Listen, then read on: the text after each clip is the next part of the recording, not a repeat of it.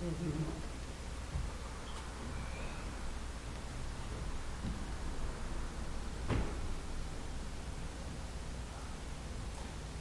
that's my concern.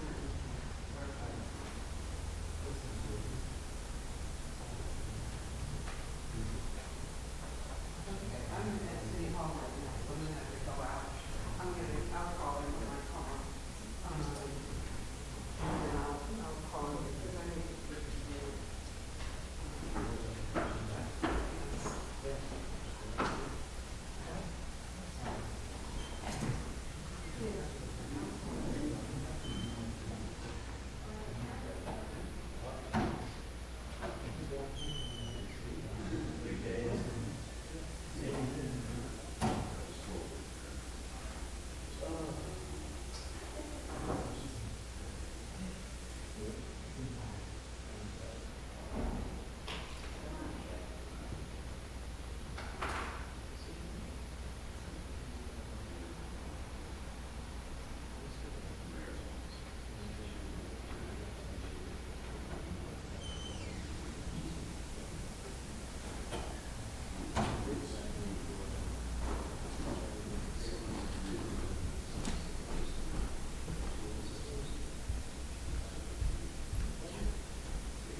So, yeah, no, this is really,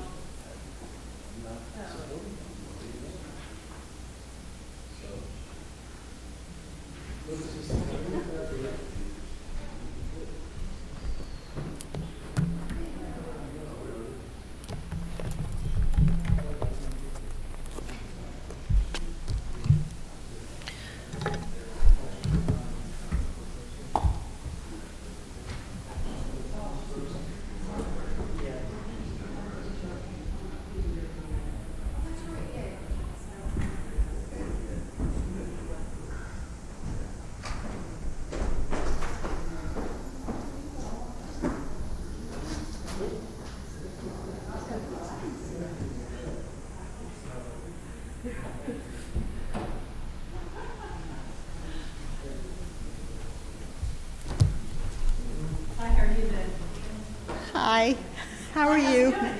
It's going well. How about you guys? Good. Good?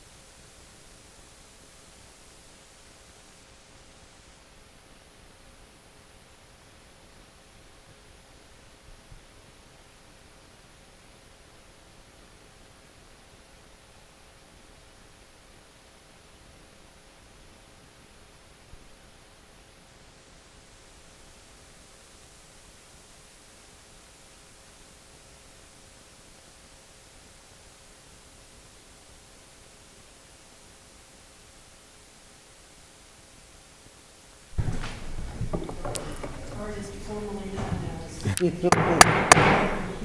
going to call to order Environmental Matters Committee meeting for, what is it, April 17th.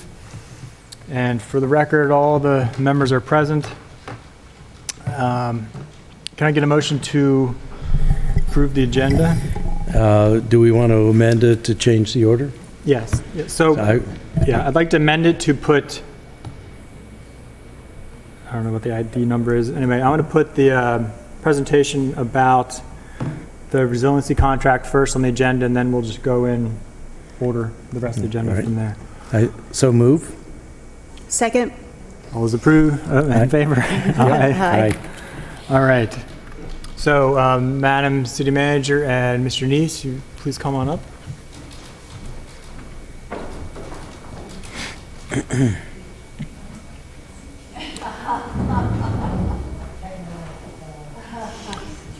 Everybody has some copies of this. So thank you both for coming. We just wanted to get an update on we heard that there's a contract for resiliency work that was put in place. Thank you for sending the materials. I have reviewed it. I wonder if you could just give us a presentation about everything that's in it, and we'll just go from there, see if you have questions. So my computer is updating. Oh, goody. It's on 30%, so Okay. I'm going to let Dan Right. talk about the We don't contract. want everything in the contract, right? We want the scope of work. Yeah, It's in the it's pretty much- attached I to just the want to know the contract. scope and the schedule, that kind of thing is the only thing I really want to get Right, into. so that's all in. Well, just to make it clear, the contract was finalized 2 weeks ago, Oh, okay. so we have not moved heaven and earth yet. That will Really? be next month, and then I'll come back and tell you how we did it. You've had 2 weeks? I know, Ross, but I'm getting older, so. So the best way to describe what we're going to do is it will be a continuation of what we've been doing. I say we, mostly me. I've been doing in the city for the past 5 or 6 years. This will just be the first time that we've actually contracted directly with the city, as opposed to either working on a volunteer basis or working through a grant from another entity. The most recent project that we worked on was funded through the Maryland Department of Natural Resources, and that was done through the University of Maryland, where I work full-time, and the Environmental Finance Center. I'm not at the Environmental Finance Center, but they were the recipient of the money and then contracted me to do it through my capacity at the School of Public Policy. And our work focused on assessing the capacity of the city to finance climate change resilience. We worked here as well as Salisbury, Maryland.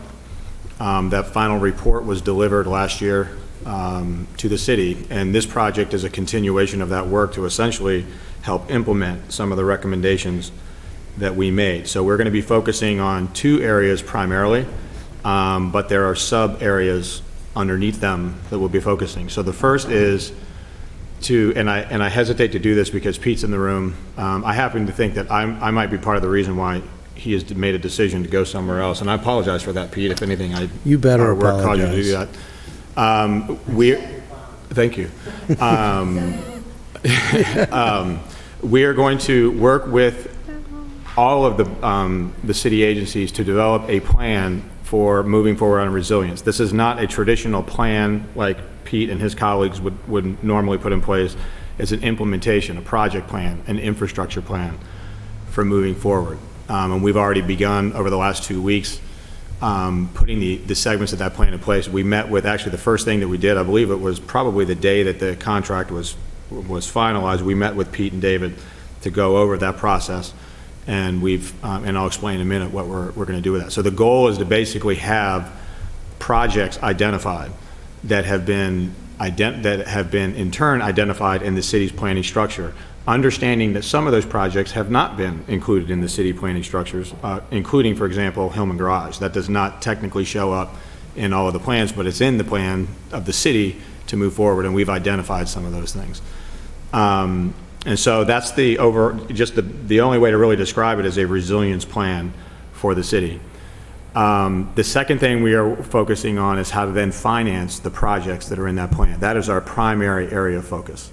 How to get capital to flow into the city and have capital from the city be more efficiently invested to support resilience efforts moving forward. Our primary focus is on climate change and the impacts of climate change, including sea level rise, catastrophic storm events, things like that, but it is not exclusive to that. We are looking at resilience as a broad issue of environmental, social, and economic development activities. And what we are going to do is put a financing system in place for the city that would also include access to capital and identifying where that capital is. And hopefully, if things work the way we plan, we will begin facilitating investment into some of that, the infrastructure that we mentioned. So that's basically it. The contract is with my nonprofit called the Center for Resilience Innovation. My partner on the project is Joanne Throw, who is the immediate past Deputy Secretary of the Department of Natural Resources in the state of Maryland. She is also a former director of the Environmental Finance Center, as I was. She's an expert on natural resource restoration, protection finance, as well as infrastructure finance. She is also the chair of the Federal Environmental Finance Advisory Board. That's actually where she is now. She was going to join me today, but she's chairing their meetings right now in DC. So the two of us will be working on this project, as well as another project that not necessarily pertinent to the city, but with Anne Arundel County. They're very interested in what we're doing, especially as it relates to the financing part, and want to be part of the discussion about how the two communities should be working together, and she's going to be leading those efforts. So it is a team of two at this point. That's basically it. It's a one-year contract. We will have implemented everything in the contract within 1 year, but hopefully we've gone well beyond what is stipulated in the contract, and we're actually, again, our goal is to get capital flowing, and hopefully we'll be able to sit here a year from now and demonstrate how that's happened. So Thank you. Yeah, I'm very excited by the effort. I was really impressed by the report you gave to us however many months ago now. Yeah. It's really going to keep us in the forefront, but also it's coming at a time when we really need to get our heads around what we need to do to be more resilient. Mm-hmm. So it sounds like ideally this will be ready for next year's CIP and budget process starts. Yeah, so that's where we need to work with you, and so that as you guys know this better than I do, but that process is full of many processes and decision points, and we can talk about what that means. And so I'm working directly with Teresa, but also with the mayor, and we'll work through them to ensure that whatever information we have is informing that process. So the short answer would be yes, but it's obviously, as you know, more complicated than that, and we'll make sure we're working with both sides. I would like to suggest that I was asked to chair the Resilience Committee. And I'm sorry, I don't know the official name of the process, but it's the response to the ULI report that's happening right now with CityDoc.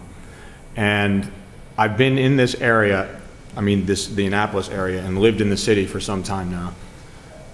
And I'm not at all surprised at how that process is going. And I'll let you decide what that means. Some extremely smart, well-informed, and I would suggest well-intentioned people working on that process.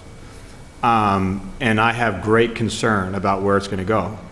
And I articulated that concern in the last committee meeting on Monday. And the comment that I made was, if it's going to work, it will require the three of you and your other colleagues to be directly involved in the process. That we are a representative democracy, and you represent our city. And I apologize if I'm digressing, but at least in my head, this is important. Somebody on the group suggested that the city has a history of not engaging the citizens and the constituency groups enough, and it creates a problem down the line. I countered by saying, I don't think that's true.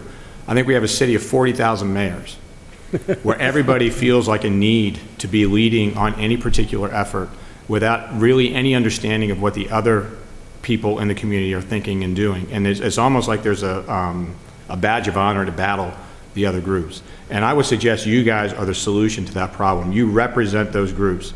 The reason that I say that is the financing issues, and I've been doing this a long time, this will not work if you guys have not, and I apologize for using laid back slang, but if this body and the rest of your colleagues are not directly involved in the process, if you engage by having me come back a year from now and give you a report, it will do nothing. because that's not the way this type of democracy works. You have to be involved in the meetings, in the process, engaging, reaching out to your constituency groups. Ross, I drove by one of your signs today. You have a meeting coming up. You should be part of that process through those meetings. That's what we're hoping to see happen. Teresa and the mayor are already all in. They've engaged in the process. They want to be part of the process, and now we need you guys to do the same thing. We were going to coincidentally reach out to each of you, all 7 of you individually, and talk about what we're going to do and what your role in the process should be and how you want to engage. And so I'm imploring you now to do that and to be part of it, and to make this very real. We can help guide you through it, but you are the ones that have to do it. You're the ones that have to make the decisions that are going to be necessary. So we're hoping this will just be a very different way of approaching it. And then we're hoping it works, and then we can go to other communities and say, look, you know, it worked there, let us help you do the same Are thing. you referring to the overall ULI effort or just the Well, that was specific a resiliency? Well, yeah, I would suggest you engage on that too. Okay.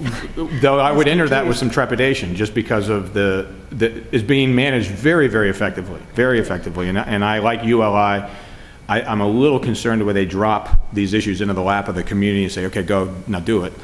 Okay, and the community's doing a good job. And there were 100 people at the first meeting, and I was very impressed with that. I think I saw some of you guys that were there. I think that it works well. I was referring more specifically to the financing, to this contract, to the work that we're going to be doing. And I, you know, on the ULI side, I'm just a servant of the city on that particular, well, I am on this contract too, but you go there as you see fit. But this particular process, we will engage you directly. Joanne and I will engage you directly, and we will pull you into this project whether you want to be involved or not. And by the way, it's not just, it's appropriate that the environmental committee is asking these questions, but the finance committee needs to be asking these questions. And the other committees that are part of the city council need to be asking these questions. And that's why we're going to reach out to all of you. Yeah, no, please do. Yeah, I think we do want to be involved, I'm sure. And I know resiliency isn't just about the environment, but we do have a number of individuals on our environmental commission who are very interested in this topic, and I think could help in this effort as well. So Alderwoman Tierney had her hand first. Sure. I'm glad you clarified that. I thought the ULI was falling apart in some way. So are you, to that point, are you staying involved in the ULI? Yes. Okay, great. Yes. Just so that there's that. Yeah, and I believe it will result in some very good things. Yeah, the only because point that of I was the- trying to make there is that it's small town city politics, and it can be Yeah. very, very messy, and that's what we're seeing Yeah. there too. Well, the good news is that they have a deadline, and that's Yes, good. and to by the have way, a product. that's Yeah. right, and that deadline is resulting in something that's very refreshing, and going full circle in the conversation. They're focusing on transactions, things that can actually be Yeah. done now. Yeah. And that was refreshing to see. Yeah. So it's not Yeah. just a big vision and a big plan with pretty pictures. They're actually Yeah. like, let's give us things that we can do right now. And Right. I think that's the reason it will Yeah. work and be successful. No, absolutely. It's kind of this three-legged stool approach. I read your report, and no matter if you read it, you know, backwards, sideways, whatever, it read to me, it spoke to me that we clearly need a resiliency officer. I mean, that is what our need is. That is what the report said.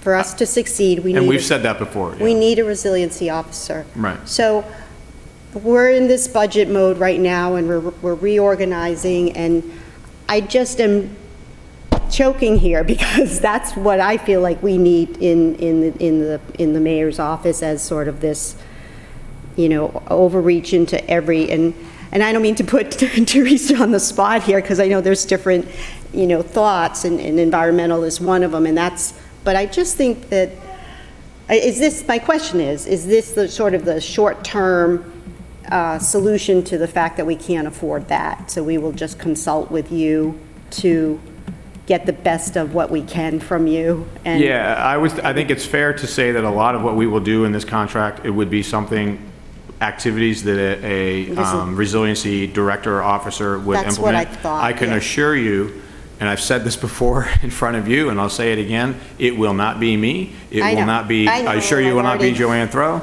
But we can help set that up. Now, my experience has been that the best person for that job is not necessarily an infrastructure person or a finance person or an environmental person. It is a very effective leader. that knows how to bring in all of the different agencies together, and it could come from any of those places. And I have no, Right. I honestly, I'm agnostic when it comes to where to locate that, except that I do think it should be within the mayor's office to have the control at the very top, because that sends the signal how important this really is.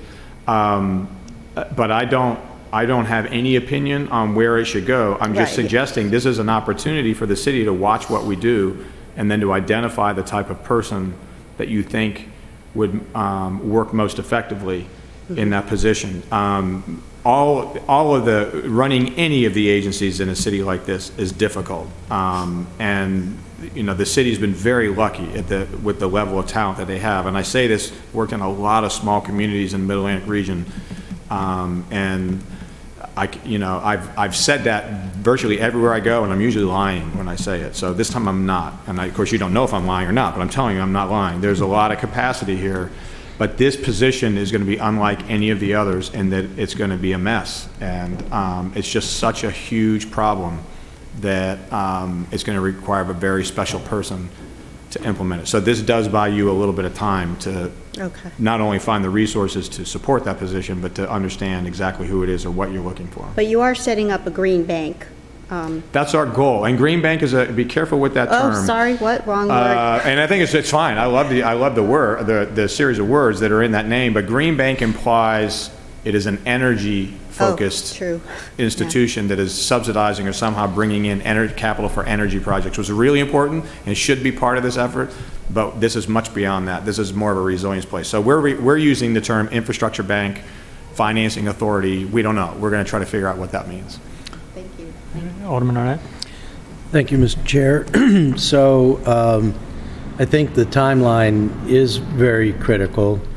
I felt with the Weather Together initiative, we had built up a great deal of momentum, and I'm worried that we're losing steam. So just yesterday morning, I was talking with the city manager about where are we on the financing authority, and I got the sense that we're not real close there.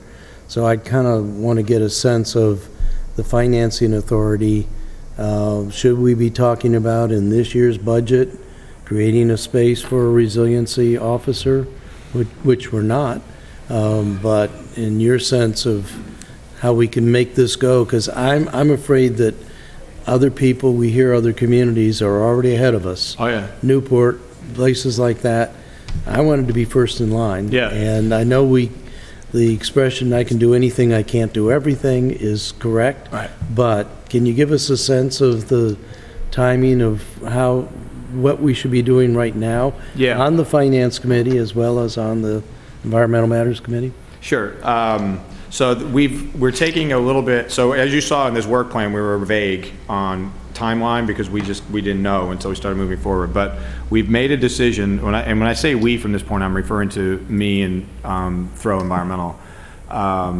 We made the decision to take a little bit different approach. And what we're going to do is, understanding we have no say in this whatsoever, but we're going to rule by fiat, and we're going to develop a financing authority business plan within the next month and a half. Okay. Okay, and we're going to lay it in front of everybody, and we're going to say, this is what you're going to do.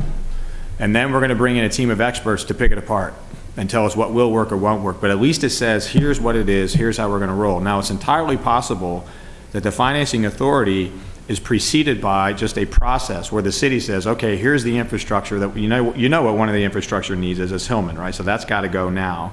But we want to tie that into a broader effort. And it's a process that you put in place that then becomes more of a codified institution, if that's even necessary.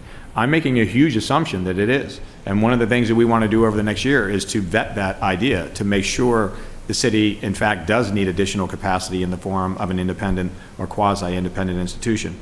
But we don't want to assume that to be true, except in the initial phase, which is, let's assume it to be true and then pick it apart. So what I'm saying is that very quickly you will have a business plan that looks at this idea, and then from there we will start bringing in the resources we need to figure out how to either implement it, augment it, or scrap it, and then develop a system that could be put in place around that. Alderwoman Tierney?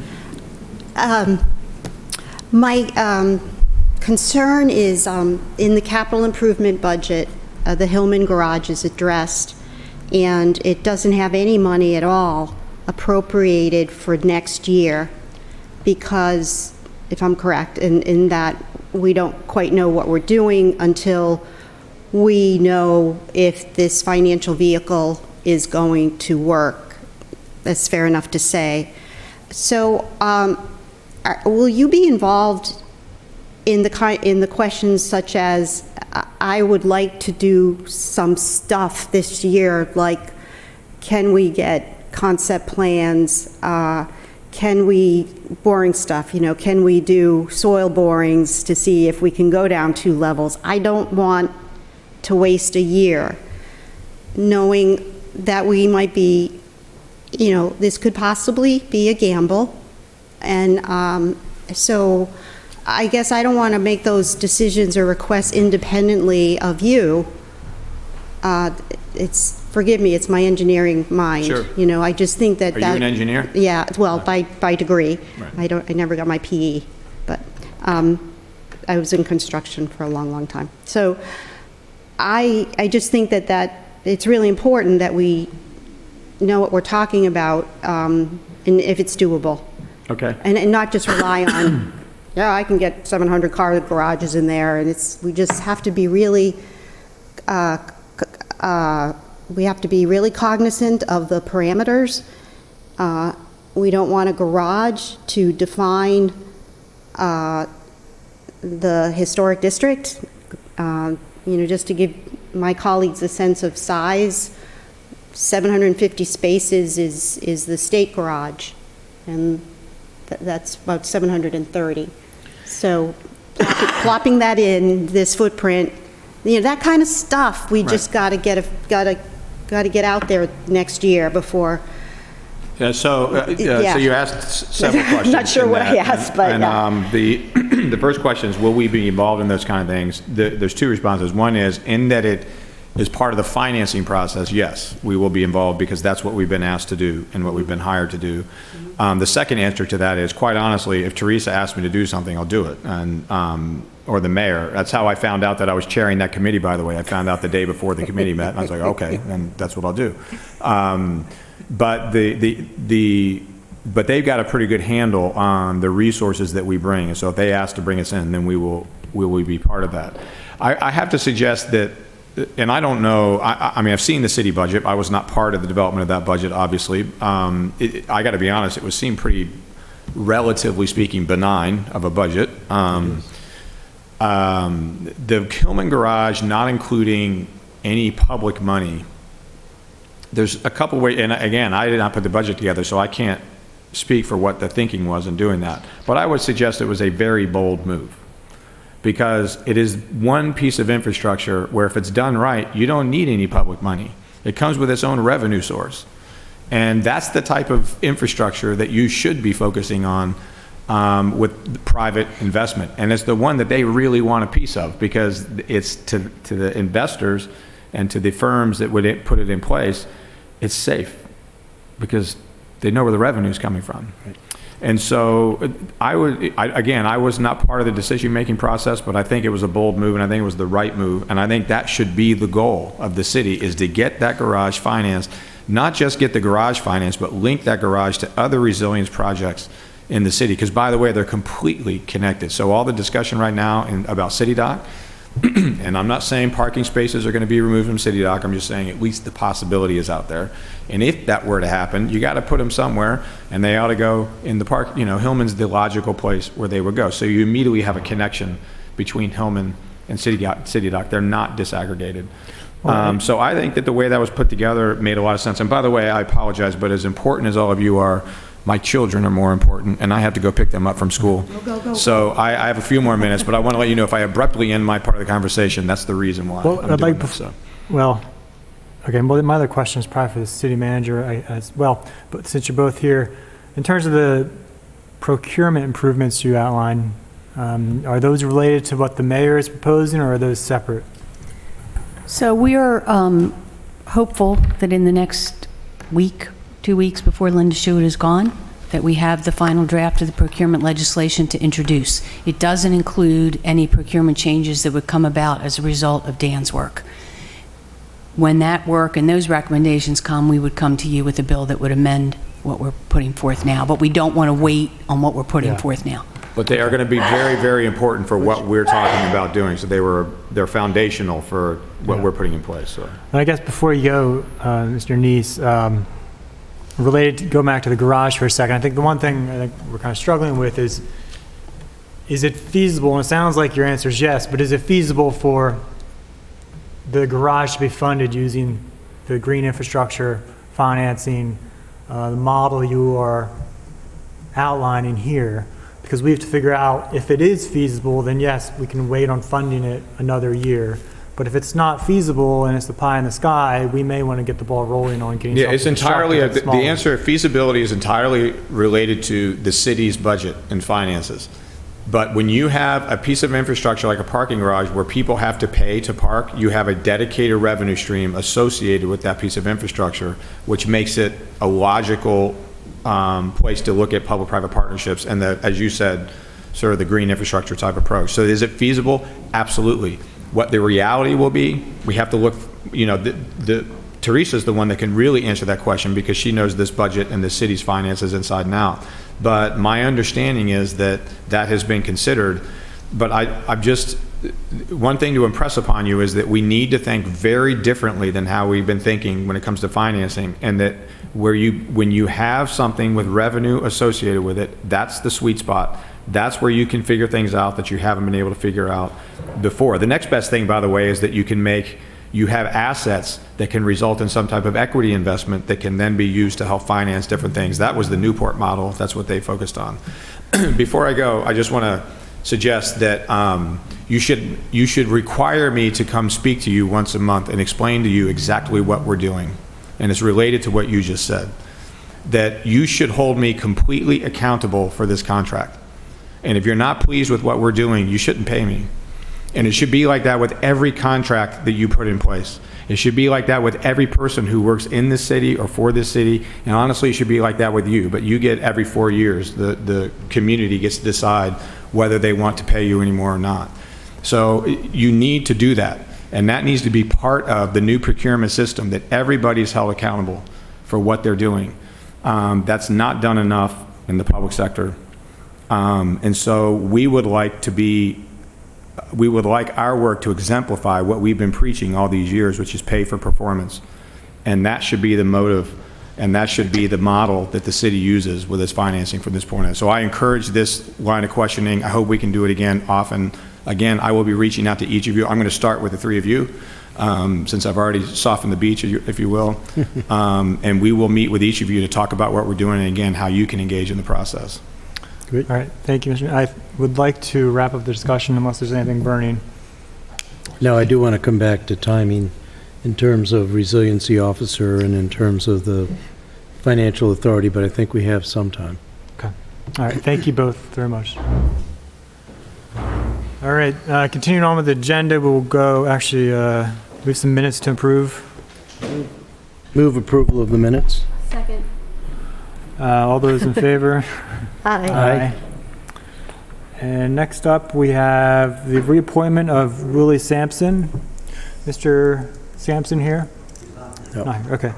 Well, it's a reappointment, so I I'll still entertain a motion. Yes, first of all, we want to thank all the volunteers, and I don't think you anticipated you were volunteering to give some extra time today, but we had to change the agenda. But I move that we recommend approval of the reappointment of Mr. Sampson. Where's he on the list here? Sorry. Oh, right. Yes, I second that. All those in favor? Aye. Aye. All right. Next up, we have the reappointment of Gene Edwin Godley. Yep.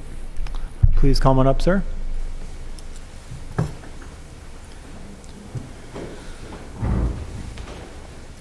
And can you please state your name for the record? Yes, I'm Gene Godlin. All right. And thank you very much how long have you been on the Port Wardens? And we'll start there. I think I've been chair of Port Wardens for 14 or 15 years, and I was on a couple of years before that, so roughly 16, 18 years. All right. Can you explain a little bit, give us some highlights for your background and your interest? Oh, can you put your mic on? The green light. I'm sorry. There you go. I'm sorry. I've told enough people to do that. I should know myself. Sorry about that. I'm a resident of the city of Annapolis, lived on Back Creek, or have a house there since 1980. I've had several careers, a lot of government service, served in the Senate for 13 years, chief of staff to 2 senators, general counsel of a couple of committees, was appointed as Assistant Secretary of Treasury by President Carter, where I served for 4 years. I've been chair of a couple of energy companies, chairman of the board of those bank boards, and I've practiced law for about 40 years on top of that. So I either have a well-rounded career or I refuse to run on my record by keep moving. And you said you're the current chair of the I'm the board. current chair. Long-time institution. Yeah, is there anything, since you're here, you would like to let us know about the Port Wardens in terms of any issues, improvements, anything you want to bring to our attention? Even if Willie and I are reappointed, we still have a vacancy, which causes some inconvenience when people travel. Willie and I are serving on terms that expired last August, and we've lost one of our better members because of the delay in reappointment. So I think we should have a full house. I think that the public deserves that when they come before us. We've had to postpone a couple of hearings because of lack of a quorum. Okay. So that, I think, eventually we'll get around to revising some aspects of the code that probably aren't appropriate. But the Assistant City Attorney who staffs us is well aware of that and has been extremely helpful to us. And we're all honored to be able to serve in public service, so we appreciate that opportunity. Yeah, well, thank you very much. I anything would, from your well, colleagues? first of all, I think reviewing the code, and I think Kevin Scott's been doing a fantastic job. We need the experience of Mr. Gottlieb, who's been doing this forever, and I would certainly move recommendation for reappointment. I would second that. And before the vote, I just wanted to say I'm completely honored by your service because of your background. Congratulations on the Alexander Hamilton Award, the highest award given to the Treasury Department. That's pretty impressive. And I also want to commend you for your work on the harbor lines of Spa Creek. So, Thank you. where are we on the vote? All those in favor? Aye. Aye. Thank you for coming. Thank you very much. All right, next up, we have Mr. Thomas Conservancy Board. Okay. I know, well, Ms. Jennings, do you want to come up? I know you've known Mr. Lippert for a while. He's a reappointment. He's been on the commission, the board for a number of years, correct? Yeah, I'm not even sure how long. He's been on a lot longer than me, and I've been on since 2008. So he's definitely a valuable member of the board because he has a lot of institutional knowledge. Can you state your name for the record? My name is Karen Jennings. And So I move reappointment of Mr. Lippert. I second the reappointment. all those in favor? Aye. Aye. And next up, Ms. Jennings, thank you. Can you just state a little bit about your background, how long you've been on the board? I've been on the board since 2008. I believe this is my third term that I would be reappointed to because we have 5-year terms. I did serve as chair for several years, although I stepped down from that role 2 or 3 years ago. I've lived in Annapolis since 2005. I currently live in Eastport, and I work as a senior engineer in the Anne Arundel County Department of Public Works in their watershed protection restoration program. I mostly manage larger stream restoration projects. My background is in geology, and I'm a certified professional geologist as well. Now, again, since you were former chair for a number of years, is there anything you'd like to bring to the attention of the committee in terms of improvements and needs for the board at this time? I'm not sure that we have any special needs at the moment, but just a couple things that we're working on and have been for quite some time, some ongoing projects we've been working on. One is trying to formalize an agreement between the city and the county for program open space money used for conservation of land. So that's something that that we've been 10 years actively now. working on for I don't know, at least 5 years or maybe Yeah. more. And another thing that we've been really looking into is trying to identify areas that we would want to target for conservation in the future, just to be a little bit more proactive about conserving natural resource areas in the city, rather than in the past it's been more reactive to when development comes in. And I guess another thing that might be of interest that we're working on is trying to make sure that the city-owned natural areas have easements on them so that they're protected as well. Right. And I do want to just let you know, you're welcome to stay and participate in the conversation we're going to have later on about the sector study. The Conservancy Board is mentioned in the study, and we'll be talking a bit about the Greenway. So you're welcome to stay for that portion. Okay. I don't know. I do have work I got to get back to. Just extending the offer. Any other questions for Ms. Jennings? No, the qualifications are outstanding, and the participation, I would move that we recommend a reappointment to the council. So moved. All- Second. All those in favor? Aye. Aye. Thank you for your Thank service. you. I'd like to invite Ms. Bohannon up. She is for reappointment to the Environmental Commission. Hello, I'm Kate Bohannon from the Environmental Commission.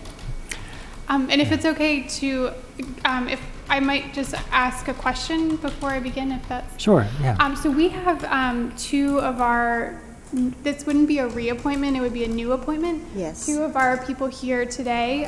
Rather than having them come to a future meeting, I wondered if it would be permissible to consider their first appointment at this meeting. Why don't we have It's not on the anything like- agenda, however, so. I know, how come? Do you I know don't- why they're not on the agenda? Is Mike and is Hillary. is Hillary around? Yeah, we should Can't get say her her. last name. Can we get Hillary here? He's been waiting so long. Yeah, yeah. We I know personally. I have asked them about both of the essentially members. You've been attending for a very long time and putting forth a lot of effort. I mean, they should get squatters' rights Yeah. at this point. So yeah, I'm sure we all would support that effort. So we'll see. Okay, We'll see what Ms. sounds Ratrovic has to say when she comes in. But for now, can you just go into a bit about how long you've been on the commission, your Sure. background, that kind of thing? Great.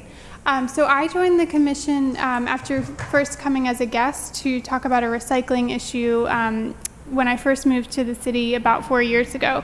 And they roped me in at that meeting. And I have been participating ever since. I've been the chair as of this past February. My background is I have a master's degree in environmental policy. I used to work doing conservation easements on the eastern shore of Maryland and in Delaware. As of now, I work in the renewable energy industry, working on offshore wind.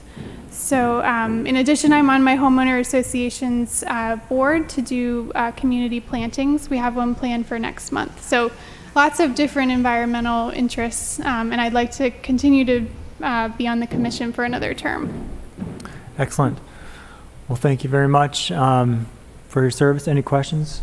No, again, another excellent resume, both in terms of educational background, but also participation, and I would recommend that we recommend favorably to the city council. So moved. I just want to say thank you for your, second, and then I'll talk. I second. I remember the first time I met you, and I will always think of you when I take in my Annapolis compost bucket every week. You're awesome. Yeah, and hopefully you'll help us when we, after all these other hurdles, we're going to look into plastic bag Yeah. legislation Exciting. after we go through other After all hurdles. these other fires we Yeah, have. so I second. All those in favor? Aye. Aye. Aye. Thank you. And if you could please stay for a minute, because I do want to ask, there are a couple of appointees, reappointments who are not here. Mr. Paul Murphy, we all know these individuals, but is there anything you'd like to say on behalf of Paul or Murphy or Bevan Is reappointment. Custer for the reappointments? Sure. So I would encourage the the committee to recommend both Paul and Bevan to be reappointed. They both work full-time and are not able to be here, though they expressed to me that they're both interested. So I think all of you know them personally, and so I'm sure they'd be happy to answer any questions about their background, but they've been committed members and they've been attending meetings, and we'd like to have them continue. What about Mr. Lon Powell? Is he going forward? And please, yes, come forward and just say your name for the record. Mr. Powell informed me. Just state your name. I'm sorry, Hillary Raftovich, Boards and Commissions Coordinator. That's my old title. Mr. Powell stated that because of his commitment to his community association, he does not want to continue. So I would like to withdraw that nomination. Okay. What about O'Leary? Okay. I think we'll just take no action, and then it'll be taken off. Okay, great. Thank you, Ms. Mahan. And while you're here, Hillary, we have questions about any updates on the other appointments. On the new appointments? Yeah. I have 2 new appointments prepared. I'm ready to go to the mayor. And I have some that William has collected that I will also be ready to go to the mayor. So hopefully we'll be able to fill this board completely next month. Okay. So I've been focusing on reappointments this month, and all the new appointments will come before you next month. Okay. Can we hear from them today so they don't have to come back again next month? Their letters haven't been signed by the mayor yet, so But they're that here. is up to you if you want to have an informal chat with them about their application. Okay. But Well, until just they're signed from the hoping mayor, we they're could they're not officially nominees. Shortcut the process. Okay. All right, thank you. Could we wait that they have to come back? Could we review it without I don't their know if she attendance? confirmed who they are until he signs. All right. I'd like to invite, who else is here? Mr. O'Leary. Check please on. Oh, forgot, yes. Yes, I'll entertain some motions for Ms. Buchheister and Mr. Murphy. I motion reappointment of Bevan Buchheiser and Paul Murphy to the Environmental Commission. Second? All those in favor? Aye. Aye. All right, thank you, Mr. O'Leary. And same deal, can you please explain how long you've been on the commission, your background, et cetera? Yeah, good afternoon. I believe I was first appointed in 2011 by Mayor Cohen, and then reappointed, I believe, in 2015, I want to say. Mm-hmm. I've been a lifelong Annapolitan, involved in lots of different community activism, that kind of thing. My mother was a huge environmentalist, and she got me interested in that from a very early age, cleaning up the Severn River and growing up on the Severn River and swimming and all of that. So I'm currently the Deputy Director of IT for the Comptroller of Maryland. So I've been involved in information technology for 23 years. So I do help the Commission on some technical aspects and wherever else I can help with. Excellent. Well, thank you for your service. Any questions for Mr. O'Leary? No, we're always pleased with all the volunteer help, and Yes. I would move that we recommend to the council reappointment. I second. All those in favor? Is it Aye. Aye. Sorry you got a little extra show today, but thank you for Yeah. coming down. Thank you very much. Thank you. And the other 2 possible appointees, I do want to invite you up. I mean, they've been waiting forever. I know I guess we don't know if you definitely are but anyway, if you come up for the record, then you may be able to avoid having to come next month. Yeah, we're doing a hypothetical thing. It's a hypothetical, though. We can't guarantee. So hypothetically, if you are appointed by the mayor, then you don't have to show up. Yeah, I guess if you could just give your names for the record, God, there's your a baby. backgrounds, and then why you were interested in serving on the Environmental Commission. Hi, I'm Ann Stevenson. This is Frances Boyle. I'm glad to be considered for the Environmental Commission. I've been coming to meetings for about a year and a half. Yeah. I live here in Annapolis, and I work in Ward 6, and I work as an energy efficiency program administrator for the state of Maine. So as part of that work, I work on communications around energy efficiency. And recently I've started working on electric vehicle initiatives, including rebates and electric vehicle chargers. So I've started speaking with the office a bit about electric vehicles. My background's in carbon management and energy efficiency, and I came to that work after studying energy efficiency in historic buildings as part of my PhD at the University of Chicago. So I think my background in older buildings and energy efficiency was also particularly applicable here in Annapolis. Yes, over the top. Well, and I think for a number, and I think everybody on there has a skill set that is useful to the commission, but also the city. And I think it's just a matter of how we figure out to best, build this collaborative relationship with the commission in the future. And it's always on my mind. So at any time, anybody from the commission or boards are welcome to get in touch with myself, or I'm sure any of us, to talk about if ideas or ways to collaborate. Mr. We need names and addresses for the record. That would be important. I live at 1147 Tyler Avenue. Mr. Giblin, Good correct? afternoon, Michael Giblin. I live at Park Place in Annapolis, Ward 1. What I bring to the commission is my experience. I am retired, but I've had a lot of different jobs over the years. I work for the Maryland State Planning and was assigned to the office your of mic. Cumberland. Green light. Sorry. Okay. Shall I restart over? No, we heard you. Okay. I work for the state of Maryland State Planning Office in Cumberland, Maryland. I've had a career with the Department of the Interior, Bureau of Land Management in California, as well as in Washington, D.C. I've worked for the Department of Energy. We were building, at first we were going to build a couple of nuclear plants to create tritium gas.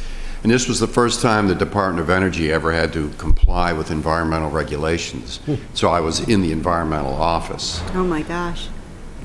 When that project came to an end, there was a new assignment for the Department of Energy, and that was to clean up the legacy waste from the production of nuclear weapons from the beginnings of the Manhattan Project. And those cleanup jobs continue today at an annual budget of over $6 billion.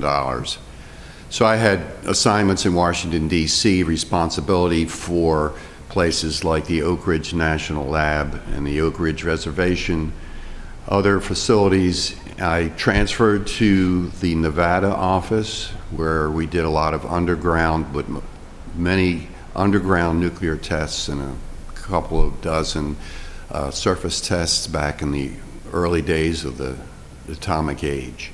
And so I've had a lot of experience in environmental work, remediation, land use planning. I've retired. I've moved to Annapolis. I'm a native of the state, but I've decided to live in Annapolis, and I think I bring to this commission my experience that I hope to add to what this commission can accomplish. Excellent. Any questions for And Adam? the meeting that you and I attended over at the Maritime Museum, where we were talking about the role of nuclear in environment and keeping the air, I think it's, as you said, we've got a incredible list of resources and backgrounds, and you've been coming, and in one meeting actually represented the Environmental Matters Commission, or the Environmental Commission, because nobody else was there. So I hope we can hurry up and get you official. All right. And we appreciate both of you wanting to be on the board, and I think you'll just be incredible additions to the already strong environmental board, so commission. So, I hope we can shortcut you having to come back. Okay.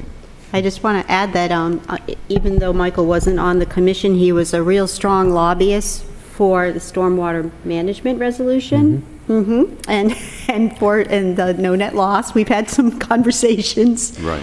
And you did bring back memories, because I remember when I graduated from college, that nuclear was the thing to do, and I did not want to do that. And I remember I was kind of jealous because my roommate got this great job with Bechtel. And then I find out, from her 6 months later, she was on the 3 Mile Island cleanup. And probably still, it's not funny, but for years, I'm serious, that was what she was assigned to, so. So I motion that, we can't motion. We'll motion that we're going to motion. All right. We'll just have to tuck this away. We're going to tuck it away. Yes. All right, well, thank you very much for coming. Thank you for your time and consideration. And next up, oh yes, development update. Ms. Nash, are you prepared to give the development update, or should we wait for Pete? You are, okay. Fortunately, there's not much update. Sally Nash, Department of Planning and Zoning. Really, the only update is for any project that has forest conservation is for Parole Place, and that update is that we've sent it back to the applicant for revisions. Okay, and I didn't see anything posted online for that when I looked up the permit number. You didn't see anything for the... I looked up the FCP permit number for Parole Place, and the last update was from 2018, and there were no documents attached. I see. Okay, I'll make sure that's updated. Thank you. And do you know if there's been a community meeting for that? So I also going to find that and track it. Or is that later on? I don't know.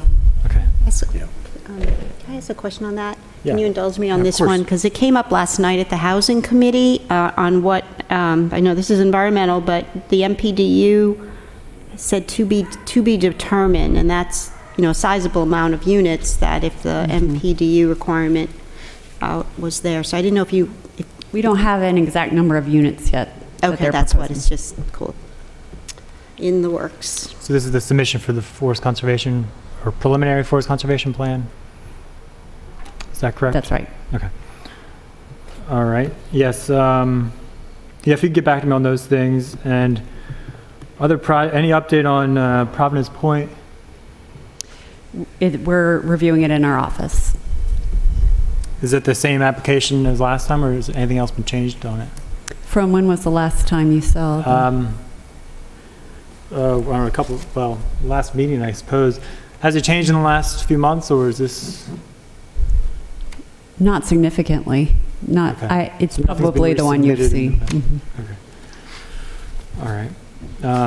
So do you know if they've been notified of the fix they need to make for the forest conservation Yes, they have. calculation? Okay. All right. So you're still waiting on revisions for Chesapeake Grove, it looks like. All right. All right, I guess that's it. Anything else for the committee? Nope, thank you. This is a valuable tool, and I think we need to make more people. Someone on the Eastport Civic Association said we should have something like this, and I was able to tell them we do. So. Yeah. Oh, and let me open it up to the... They need to subscribe to the Planning and Zoning Newsflash. Yes. That's right. And I'm on it twice. www.annapolis.gov. Let me open it up to the floor, to the audience. Is there anybody who had a question about a development project status? Sometimes there is. No? Okay. Moving on. We have critical, well, I'm going to kind of use I'd like to, with the indulgence of our committee members, I think I'd like to bump up, well, let's open this up for discussion. I'm considering bumping up the sector study amendments. Critical area, I don't think we're going to be able to get to in detail. I'd like to get the ball rolling. I wanted to recommend that we recommend to the council approval. That would be great. I would like to say about critical area, if you're not ready to talk about it today, that's fine. But if you could send me your comments and questions for the next meeting, then I can get a head start. Cynthia and I can get a head start on addressing those particular issues. Because we would like to get it introduced sometime soon. We are on the clock as far as getting it adopted. So, we are looking for your comments and questions. You'll have another chance once it's adopted, introduced, but we thought, our thinking is that it would be easier to make any changes and address your concerns before it's introduced, so we don't have so many amendments. Okay. So I'd like to speak. So given Pete's background and the fact that the state commissioners were deferring to him, and the enormous amount of work that you put into it with that set of crosswalk tables, in my total lack of knowledge, I would almost rather ask you if there's anything that we should be considering that would help you. I'm not going to be able to offer any amendments on it. It's Well, that's just- helpful to know. I mean, if you feel like we are at a point where it can be introduced, I'm happy to move ahead with it. We just wanted to make sure you were aware of it, had a chance to look at the draft, and see how you felt about it. But if that's the sense of the committee, I'm happy to move forward with it. Well, Mr. Chair, you may be the person most qualified to comment on it.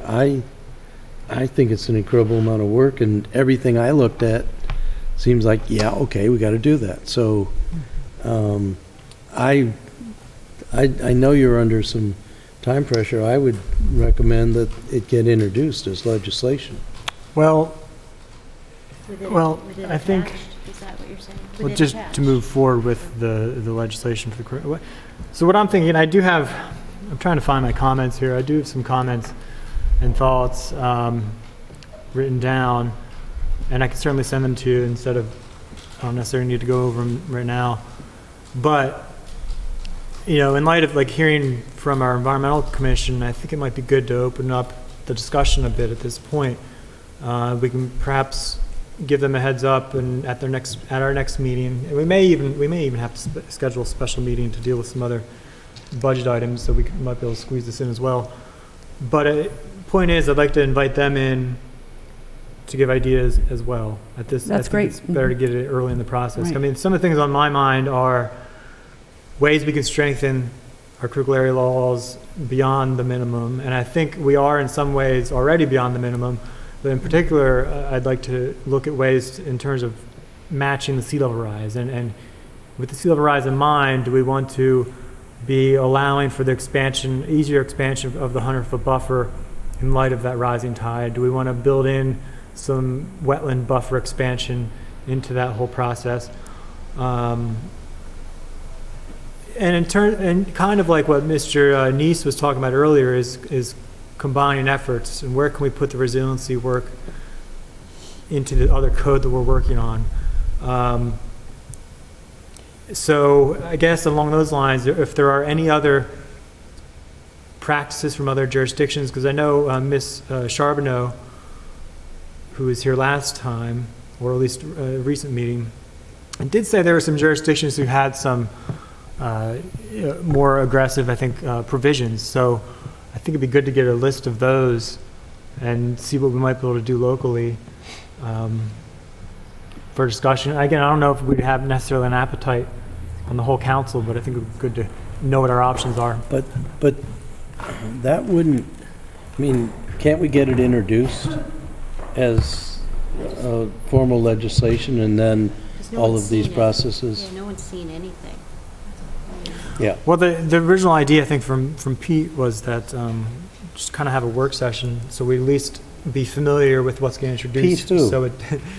So because I think what the fear is with one of the recent kind of omnibus ordinances that were put forward, we ended up basically pulling a lot out and separating it. And in this case, I think it would be good if we can get ourselves and even the commission on board moving forward, so we don't have to worry about having to amend it to death. What is your timeline? We have a year we have 2 years from last September, so we have about a year and a half. So we have plenty of time, but I don't want to start thinking we have plenty of time and Right. it gets Right. All right.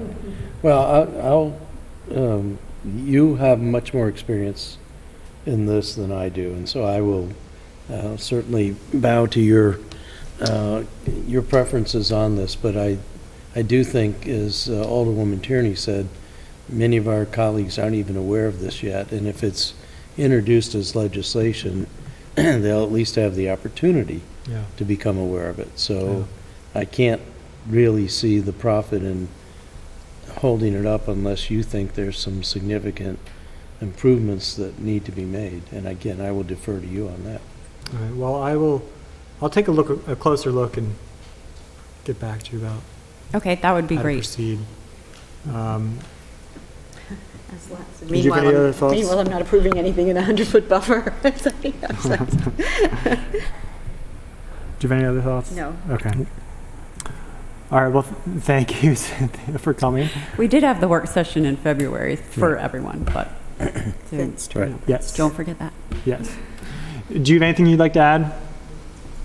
Yeah.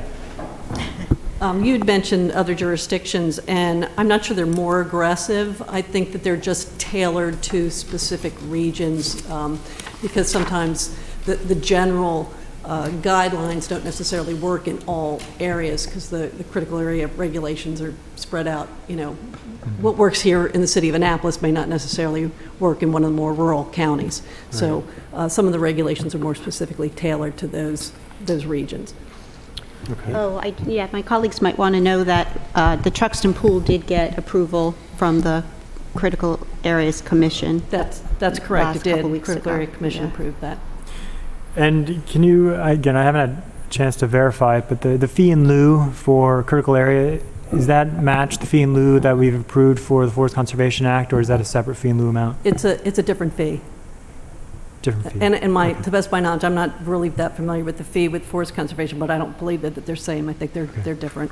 Okay, yeah, As far as the amounts. one thing I would like to look at as a committee is increasing that fee, because I don't want to have the forest conservation fee be way up here and the critical area down here. I will let you know that our critical area fee is much higher than most jurisdictions. Okay, We are good. more We want to stringent be than higher most. than all. That's right. Thank you. And what else was I going to say? In terms of use of the fee, I would like to, committee members, please let me know what you think about this idea, but I think I might like to look into, and want to hear what staff thinks as well, but in terms of opening up the fee in lieu money to be used by local nonprofits to kind of meet the goal, the intention. I believe Ms. Charbonneau said they've done this in Baltimore City or County, I forget which. The city's been working with the Critical Area Commission to come up with an MOU for the fee in lieu. Excellent, Jackie okay. Gill has been working on that. We've had many discussions and have come up with some ideas on potentially how that money can be used. Okay, excellent. Thank you again. Glad to hear you're way ahead of me. So. Director Giles, since you were mentioned, do you have anything you want to add?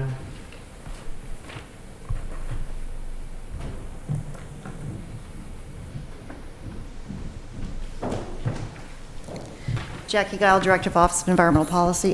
Yes, we have done everything on our end, from the city's end, as far as the input into that MOU Ms. Goodneas is referring to. But they are, it's up to the Critical Area Commission to get it back to us now. And they know we're trying to get it done within this month, so that we can start using. There's about $80,000 in that fund that we would like to use. Okay.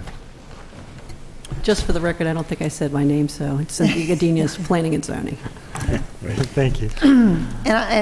We don't have, we're not talking about letting not-for-profits use that money.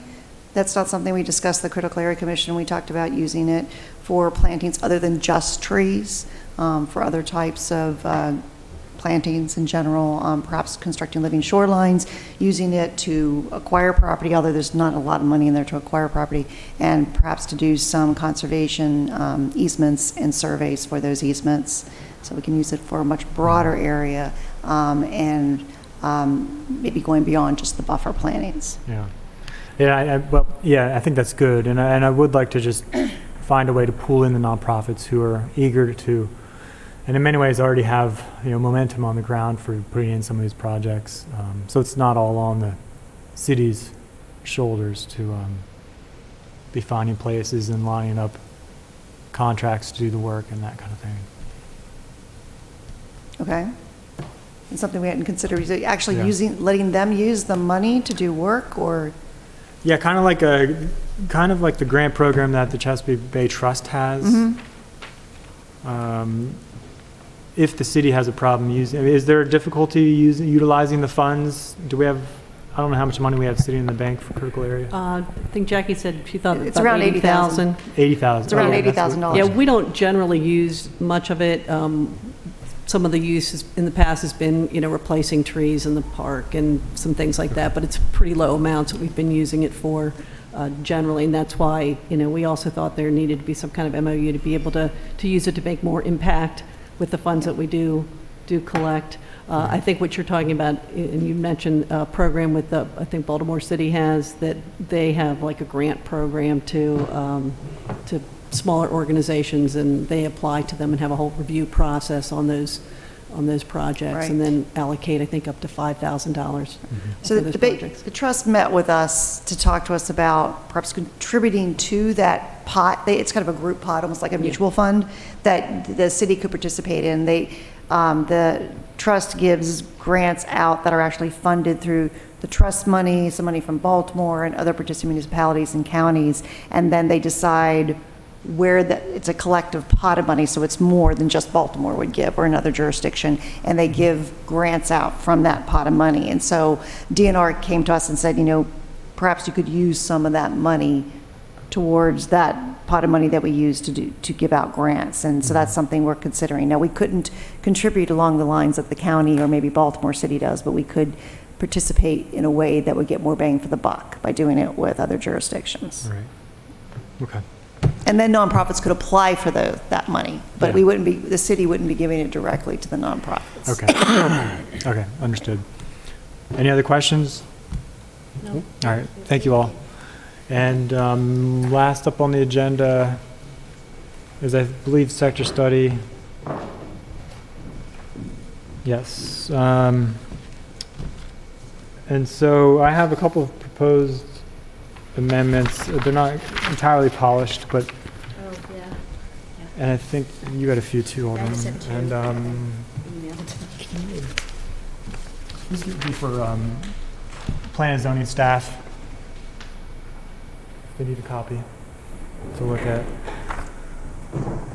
So, in committee members, my plan for this was simply to, the last meeting, I think we just talked about our overall thoughts on the sector study in terms of specifically the environmental section.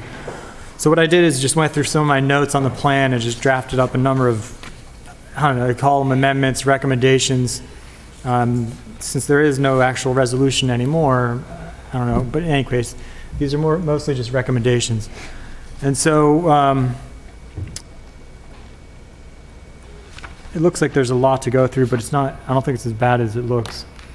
Unless there are other ideas, I guess we just proceed with going through some of these. I can walk the committee through some of these suggestions. Just an overall statement. First of all, we're having a work session on this Thursday, right? The comp plan.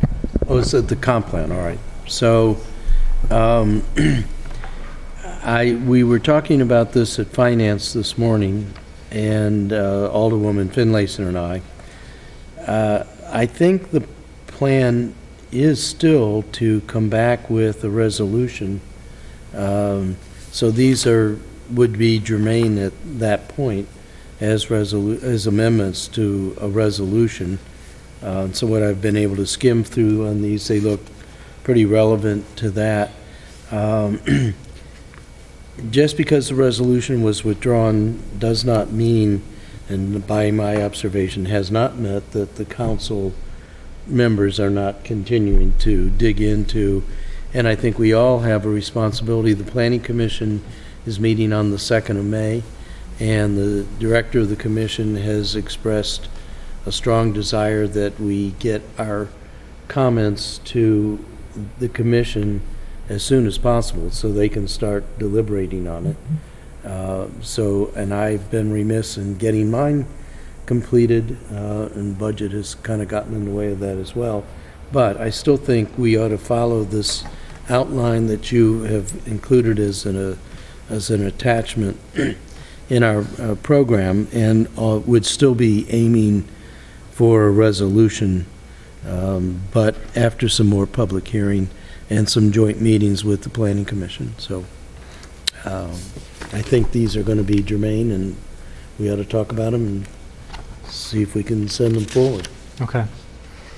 And so the one document you were referring to, and I don't think the people online can certainly see, but it's a list of recommendations on how to proceed with the sector study.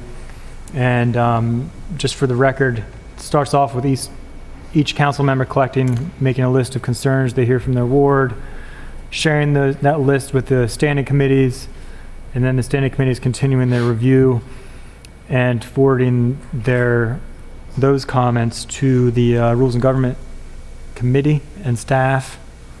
And then we'll hold a facilitated discussion with the council and staff to see if we can develop consensus and prepare key topics for a meeting with the Planning Commission. And then hold a joint meeting with the Planning Commission and discuss changes proposed by standing committees. And the Planning Commission goes through their process and then basically comes back to the council. So there's still, it looks like a lot, but I think there was consensus from at least Rules and Government that we wanted to keep the process moving and not have it be delayed indefinitely. So with that, I'll walk you through a couple of things I have listed. And so what I'm going off of, and granted, I think the first few I was kind of wordsmithing and then stopped doing that as I got more tired to be more general comments. But it starts off with just the executive summary at the beginning of the report. And what I tried to do is just get the point across. I'd like kind of a broader, this is the definition from the State Department of Planning for smart growth. I thought the definition used in the study, it's a minor point, but the definition I thought used kind of didn't talk too much about the how it ties with conservation and the environmental smart growth side of things. And this just is an attempt to put that definition right in there from the state. So. No, I'm fine. Okay. Did you want to vote on these as we go along? We can just change them and then just have a discussion, change them as we see fit and discuss them. And then we could I guess we just do them as a block at the end. That's probably easier. Right. The second amendment I had on there was just, again, general comment about closer integration with our no net loss policy, the tree canopy goal, watershed implementation plan, and the comp plan goal to reduce impervious surfaces. So these are goals. Some of the goals are from the comp plan, and I just think it'd be good to reemphasize some of those in the sector study and make sure they're not lost in the process. And please, to staff, feel free to speak up whenever you so desire. Third amendment I have here is, again, more synergy with the comp plan. This just reiterates some of the policies and recommendations from the comp plan having to do with shrinking our carbon footprint, improving community environmental stewardship, minimizing noise and light pollution. And I thought the light pollution thing might actually be able to come to play in some of the sector study proposals. And the specific recommendations from the comp plan do list reducing the polluting effects of stormwater runoff into the Chesapeake Bay and its tributaries, reduction of impervious surfaces. And I'm reading this through also partly for the audience because I know you can't read through this. Do we have any extra copies, Takia?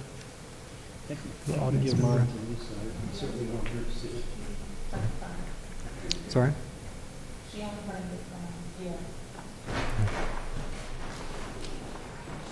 And if there's anybody from the audience who wants to chime in, please just raise your hand. And I'll certainly, perhaps at the end of this list, I'll invite the audience to speak.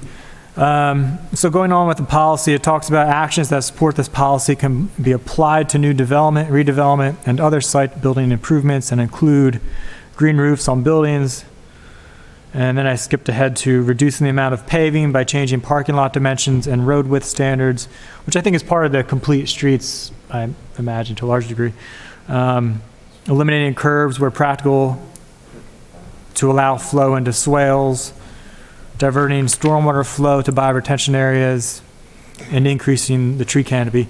So the two I kind of want to point out are kind of the eliminating curbs and the diverting stormwater, which I think the sector study could be used to identify some opportunity areas in that regard. I'm not sure if the watershed implementation plan looked at that level of detail, but I think we do have an opportunity with the sector study to kind of see if there are, and that's what I'm getting at with some of my other comments, is to see if there are properties that may be well suited to provide for this kind of filtering capacity, either as a part of a reduction in density or as a part of redevelopment. Yes, Alderman. So the question I would ask in that regard is, because the sector study emphasized complete streets, is there a crosswalk between these kinds of things and the thinking about complete streets?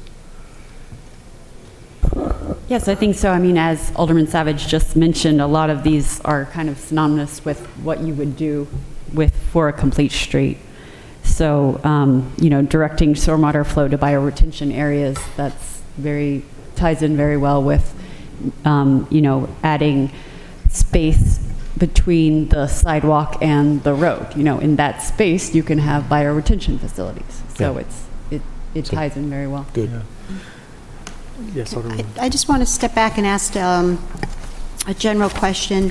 Is the intent, because a lot of these are to align back to what the 2009 comp plan said, so as we move forward, are we going to amend the 2009 comp plan with the Forest Drive sector study, or are we going to skip that step and take our recommendations directly into the 2020 comp plan? I was going to bring that up tomorrow. We have two strategies for moving forward with the 2020 comp plan. Okay. One is we take the 2009 plan, give it to you, you mark it up, and we move forward. Or the second plan B is we do what we're doing basically with Forest Drive Eastport sector study, and basically we add things to that we would want in the comprehensive plan.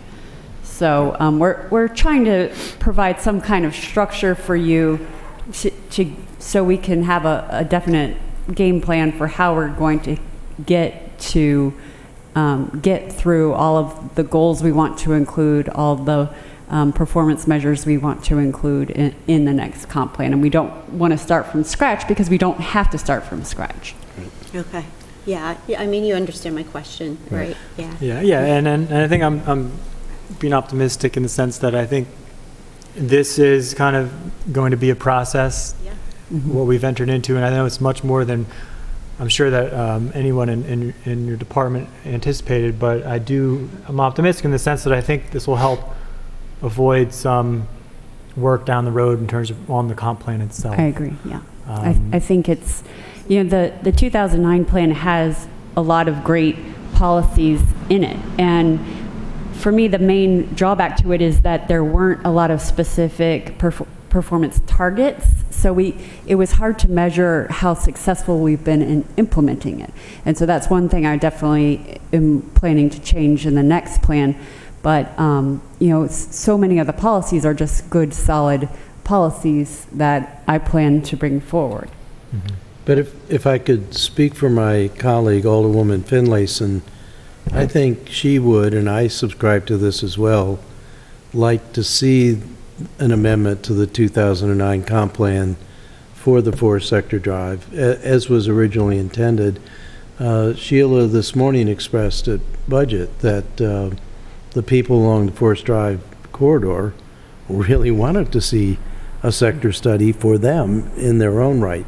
So I do see it as serving two purposes, but one of them is for a sector plan for the Forest Drive corridor. Mm-hmm. And the other one will be as an expansion or a platform for the new comp plan.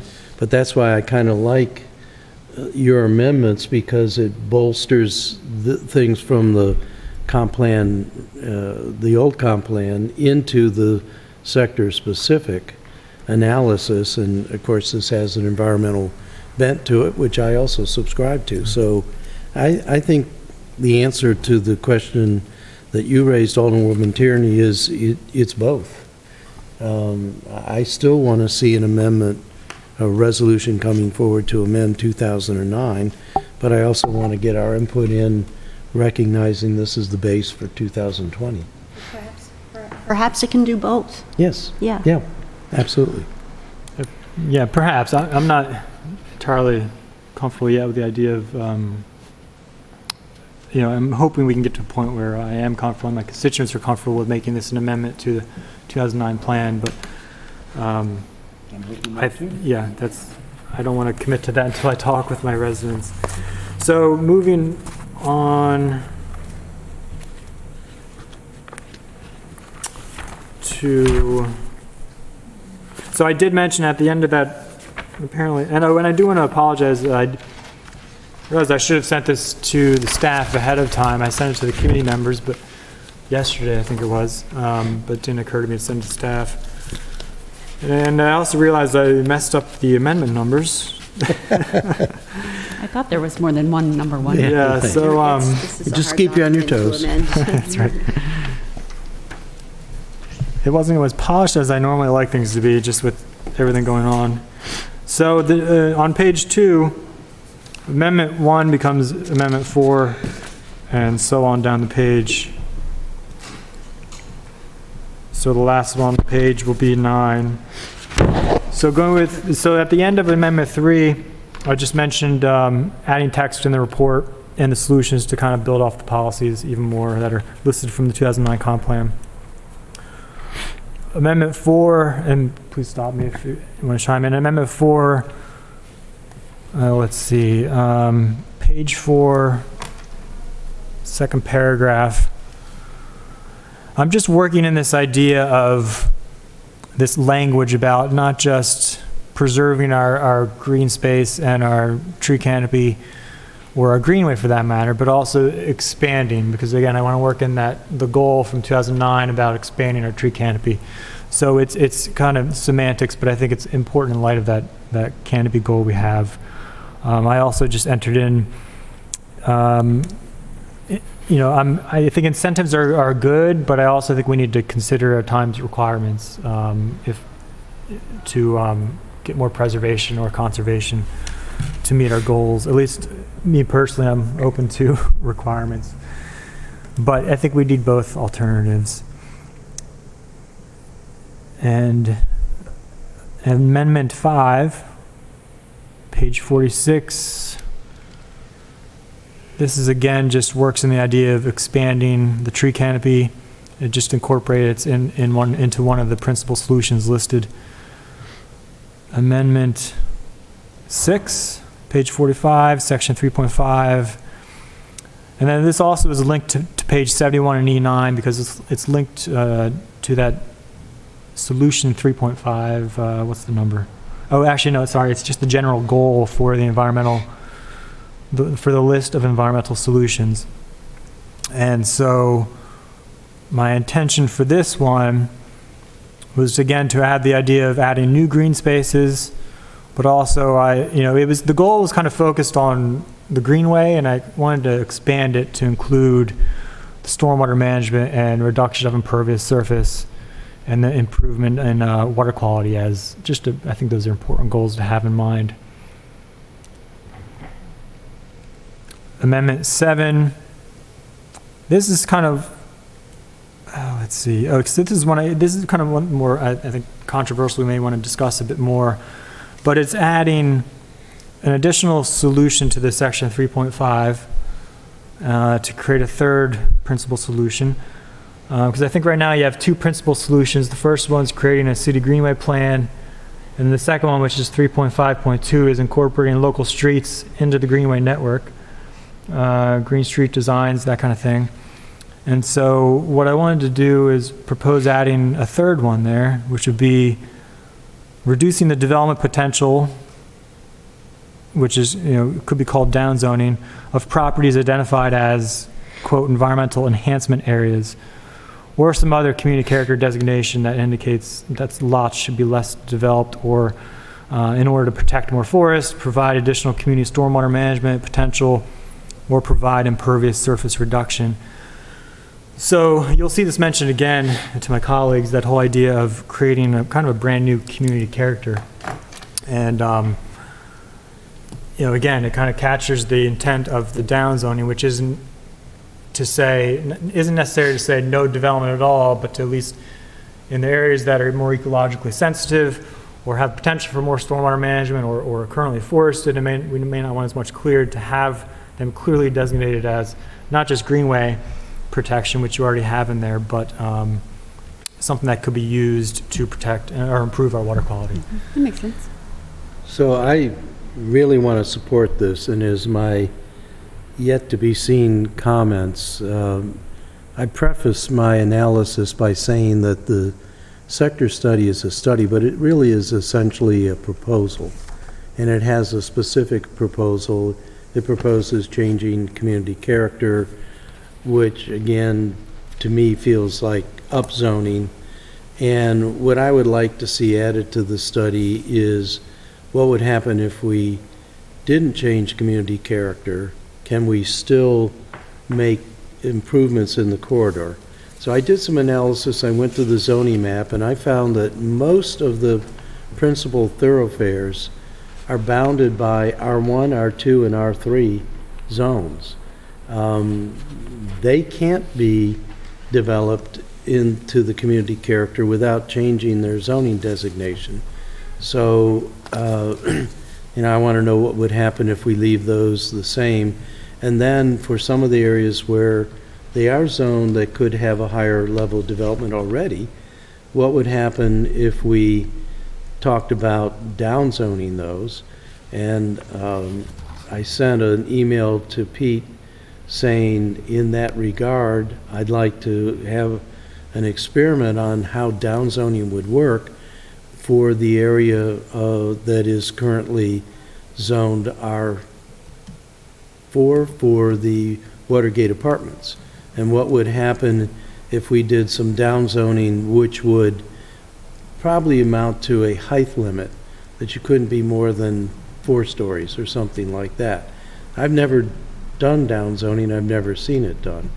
But to me, what I wanted the overall study to look at is the proposals to change the community character up, what would happen if we didn't change community character, and what would happen in some areas if we actually changed the community character to be less intense, which is a much bigger study, I get it, but also gives a wider variety of options to be considered in the sector. So this particular amendment fits right into that framework, and so I'm very happy to see it. Good. Do you have any thoughts, Alderwoman? No, this is great. Um, This is good. And when we do go to my 2, it sort of touches upon Okay. sort of the way to do that, I guess. Okay.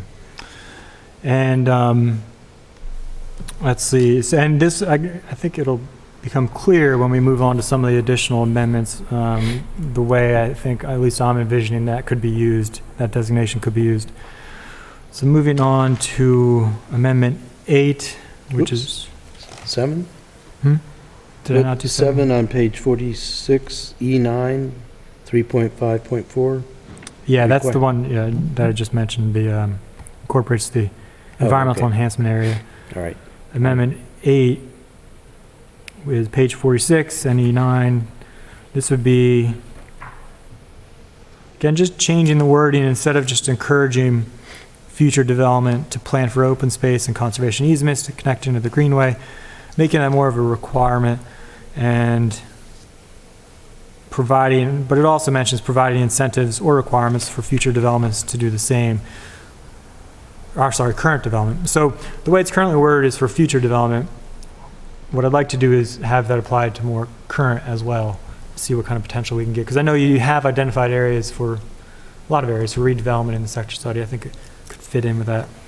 Can we do that without changing code? I mean, can we do it through adopting the plan, or when we move to requirements, which I like, do we have to change parts of Title 21 We would in have code? to do some code changes as well. So that's the next step after the sector study in the implementation phase that I've been discussing with Pete is this things like encourage or those sorts of things don't really do things. Like the section that talks about, what is it, non-auto-centric employers, we can say we want it, but I want something that would really incent them or require them to do those things. And that's the step after the sector study where we start committing things to legislation. Right. So, Yeah, well, and just to chime in on that, as a former staff person and, former government employee with the county, I guess, but anyway, focusing on the city aspect. You're no longer with the county? No, I can't. I shouldn't talk about the county at all, but in terms of the city, I remember, looking at the code, and it's, whenever it says should or could or encouraged, it's you go to the developer to ask them to do something, and they said, okay, thanks, but, we'll pass. Yeah, I think it's good to have more requirements in there. And, all right, so moving on, Amendment 9, the last item on page 2. This would be, again, instead of encouraging, just requiring developers to assist with implementation of the watershed improvement plan. And page, am I going too fast? 3. No, I digressed to Okay. earlier. So third page, top one, which would be new amendment 10, page 47 and E3. This would be, again, so it says review city standards to better incentivize the renovation and redevelopment of sites developed in the corridor prior to current stormwater management requirements. I'd just like to put in there incentivize or require the renovation and redevelopment. So I think there are ways we can overhaul a stormwater management program in the future, and that is on my agenda, although the rate we're going, I don't know if I'll get to it. So I do want to, I do think we need to do a better job of ensuring that the developers are contributing to us, to our efforts to meet our WIP targets. And to that end, don't we need to give ourselves something in the code to require impact fees? Yes. So, that's another legislative thing Yeah. that Yeah. we need to put Definitely. on the agenda quickly. Yeah, and for the Amendment 10, specifically one of the things I'm looking at referring to some of these older complexes, apartment complexes, condominiums that predate, were grandfathered into our stormwater regs that have zero treatment. And that's one thing that's going to be on my mind as we look to overhauling the stormwater fee, is ways we can actually require them to, or incentivize them to eventually over time make these improvements, install these structures, which they can, and if we can somehow mesh that with the sector study, or if you have additional ideas about how to do that, So that'd be great. clarification, Yes. with or without redevelopment? I mean, you're talking about existing? Yeah, because the sector study applies to existing Right. development as well, so my thinking is that we could use this environmental enhancement area perhaps to identify portions of sites or maybe entire sites. For example, of an apartment complex, you could put it over top of a green space or a parking lot to say this area could be enhanced with permeable pavers or an actual stormwater facility.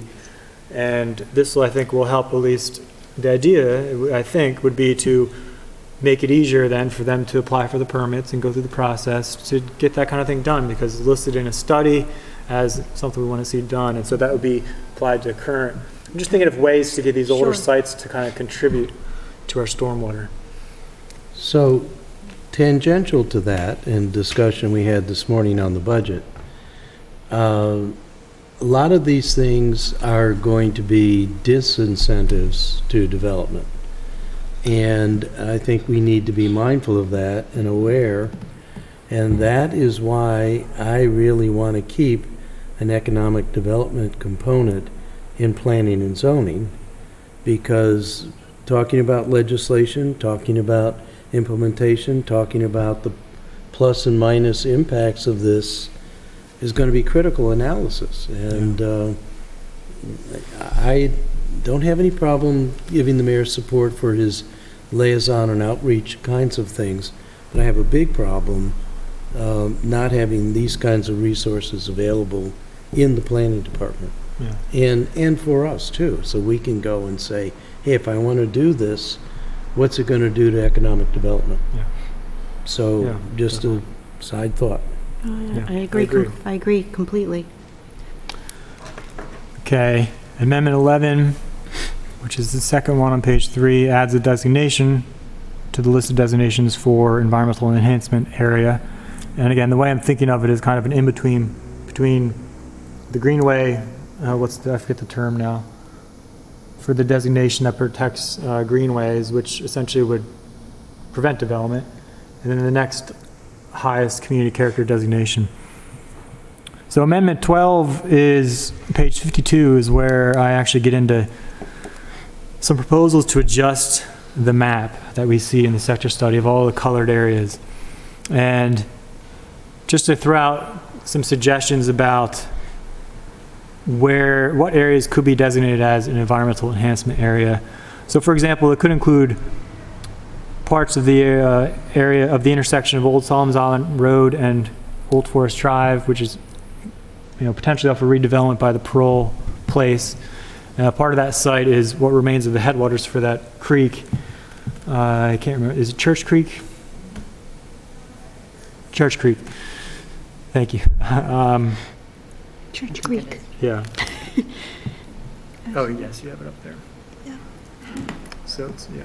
That's the heavily wooded slope. Oh, it doesn't have a name, just where it There is a heavily wooded slope there, Right. yeah. Which can't be developed anyway. Right. So, But we also, there are buffers we should probably look at for the Right. steep slopes, and there may be room for So the installing only- additional stormwater management structures. The only problem we'll have is finding another color for the community character. That's right. So some other areas I mentioned were, let's see, the lots to the west of the True Value Hardware Store that are forested. I know I'm getting into Eastport here.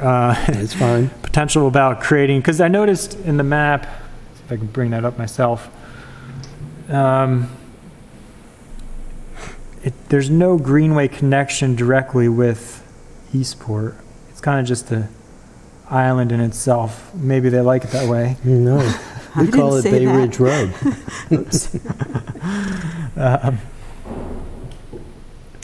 There we go. Yeah, so for example, all of Watergate Village is yellow. What's that designation? Urban neighborhood. And then you have a little green space area, which is the greenway to the west of that. And to the south of the greenway is the brown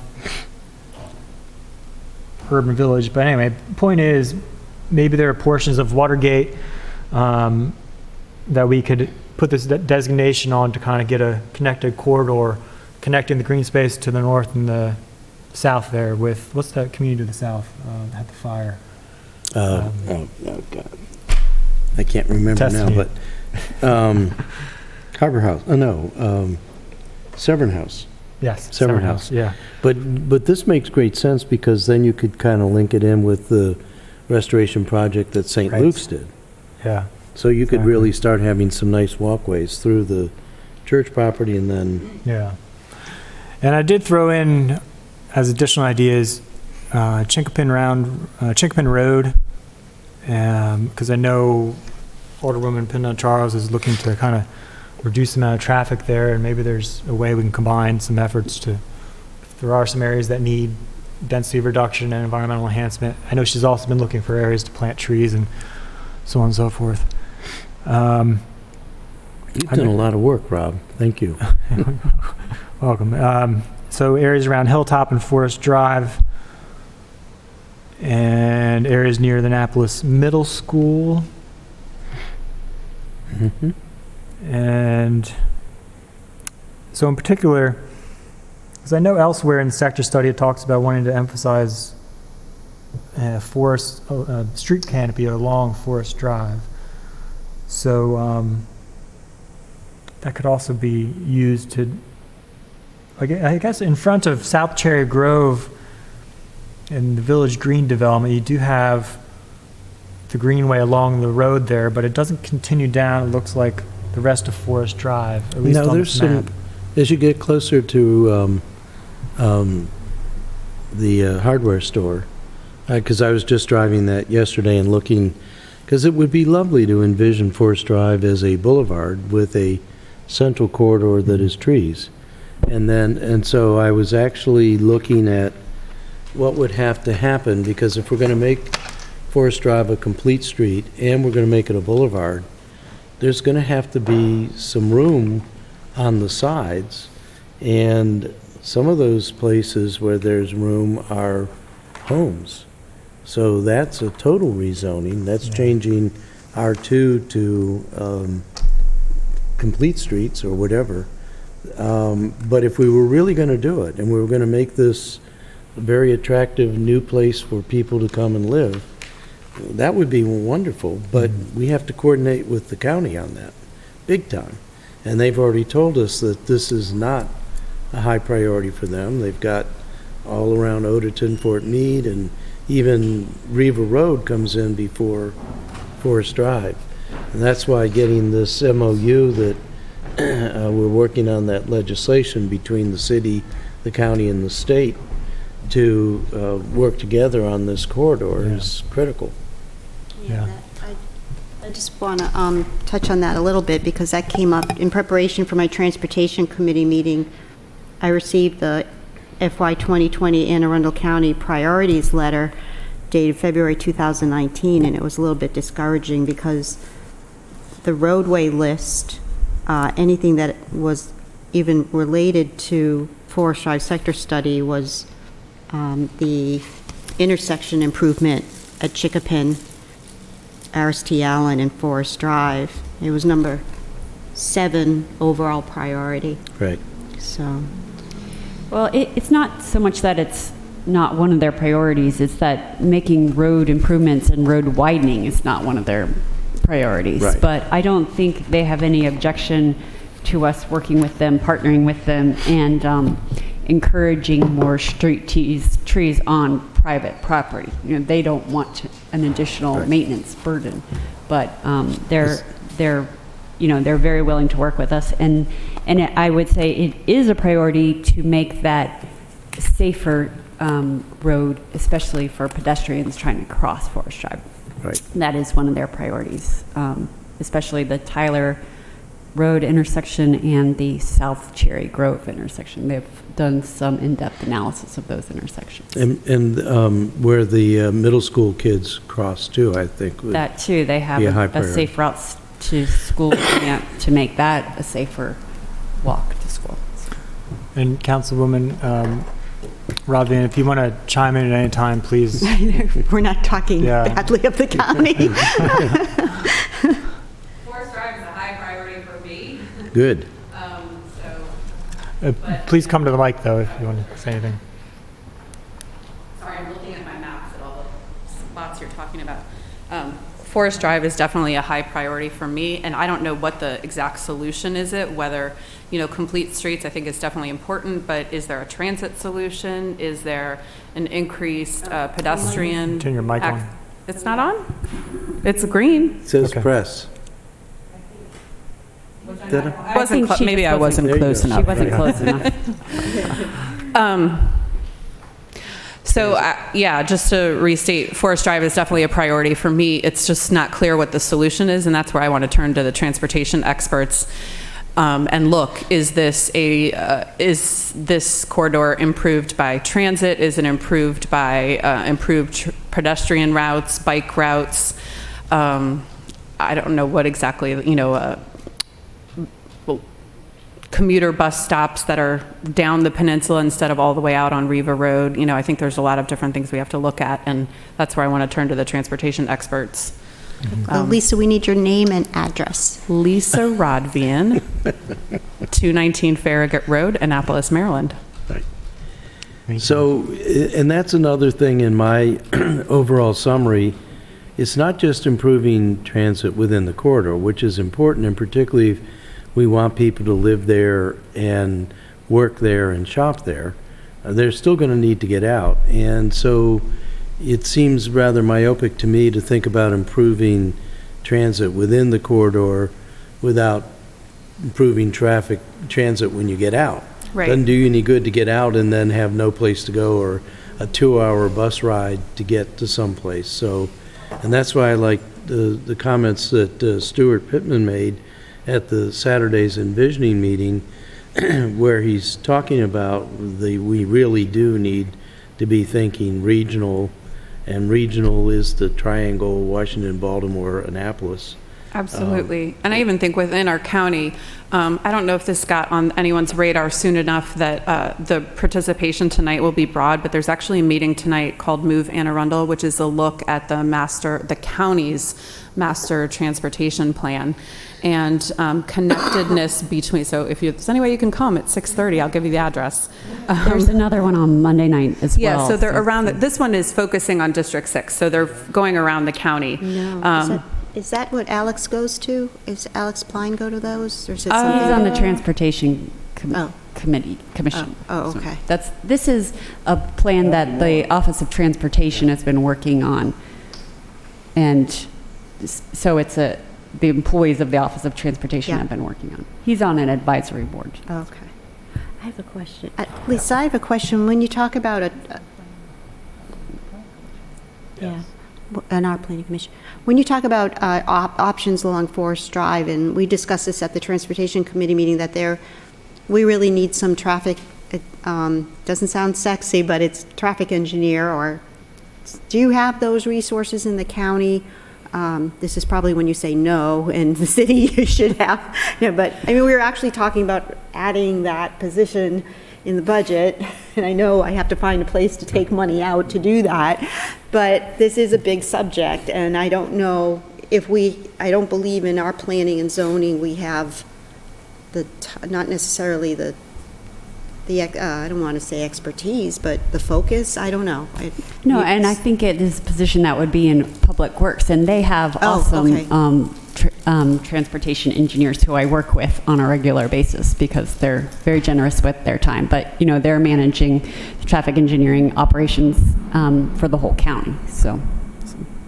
So you think it's still a gap? Or I mean, I would think it's... I think our Department of Public Works could really use that position. Yeah. Well, here we are where we are because of that, I think. Right. So, okay, thanks. Yeah. All right, and I guess Write that down, boss. I guess I'll just add, by the way, if you Yes, can't please make it do. tonight, I'll take copious notes and share them with you. Great. Thank you. Yeah, Yeah. because I'm having this tomorrow night, town hall meeting. Yeah. Oh, my gosh. It's blurring together. All right, so continue, and I guess, Councilwoman, just the other area we're looking to cooperate with the county, which is stated in here, is with the Greenway plan. We want to actually create our own, which is recommended here, and it specifically says, I think, coordinating or connecting with the county Greenway. Because the county Greenway, I think, is dated from 2009 or 8, I think it's getting up there in age, if not older. But it does identify Greenway from, I think around where 665 starts, going all the way down the peninsula, south of Forest Drive, going all the way down, connecting with Quiet Waters Park, and even going further down the peninsula past the library. They have two different versions. So I think it'd be good for the city to kind of overlap, because the importance is when we get these kind of greenways identified in an official study, it then becomes, it gets a higher designation in the Forest Conservation Act in terms of it becomes a priority for protection. And I think I mentioned that in here. So that's, I think, just the importance of trying to get that document. I have to say I don't know exactly where on the radar and where on the list of priorities it is. You might actually know better than I do. I know they were looking at updating it, but it was probably maybe 2 years ago, and then I think it got bumped a little bit by the GDP and then the Pearl Town Center update. So I think it's still third. But I know that it's on their radar, something they need to update. Yeah. Well, maybe we could do some kind of partnership. I think it's in both our interests to kind of do this for this corridor and then on the peninsula, between maybe our conservancy board and staff and the county, whoever's going to be in charge of that. I think Rec and Parks might be doing that. I mean, I can't speak directly for Stuart Pittman, but this seems like something he would be very interested in. It's certainly something that I'm interested in. Yeah. We're still very new. Yeah. But and we haven't survived our first budget season yet, so wish us luck. I don't know if we'll survive our second one. Yeah, right. So, but I would say in that same regard, I think there's good cross-pollination between staff to staff, city to Yeah. county, but not necessarily such pollination between council and council. I think we have a lot of shared goals and a lot of shared needs, and I'm a big fan of if we can cooperate and cut the work back so that we're not doing the same thing and maybe in different ways, that would be huge. Absolutely. Yeah, definitely. All right, well, thank you again. Well, we're not dismissed. Are you welcome to stay?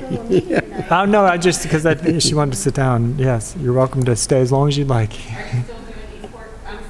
Yeah, I'm still going down my list, so. I want to at least be here for this. Okay, thank you.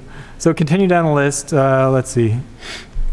Hillsmere Shopping Center, and again, that kind of works in with the county greenway plan. I'd like to see if we can find some way to have a greenway, if that area is redeveloped, to have some kind of greenway that continues down the peninsula as a part of that.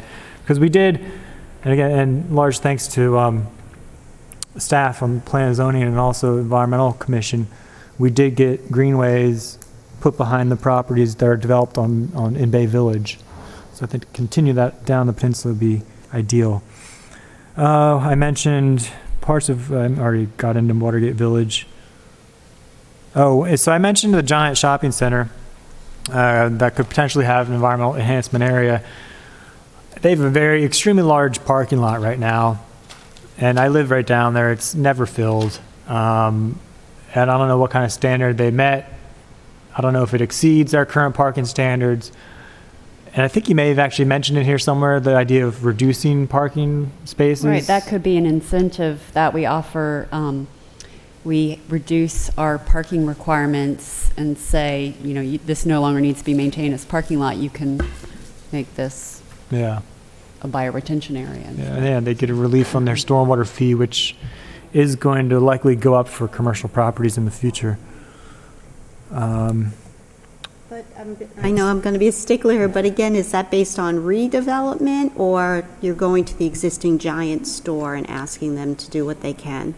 Because I'd see it as, you know what I'm saying? Because yeah. I mean, the advantage of redevelopment is then you're going to get that better stormwater.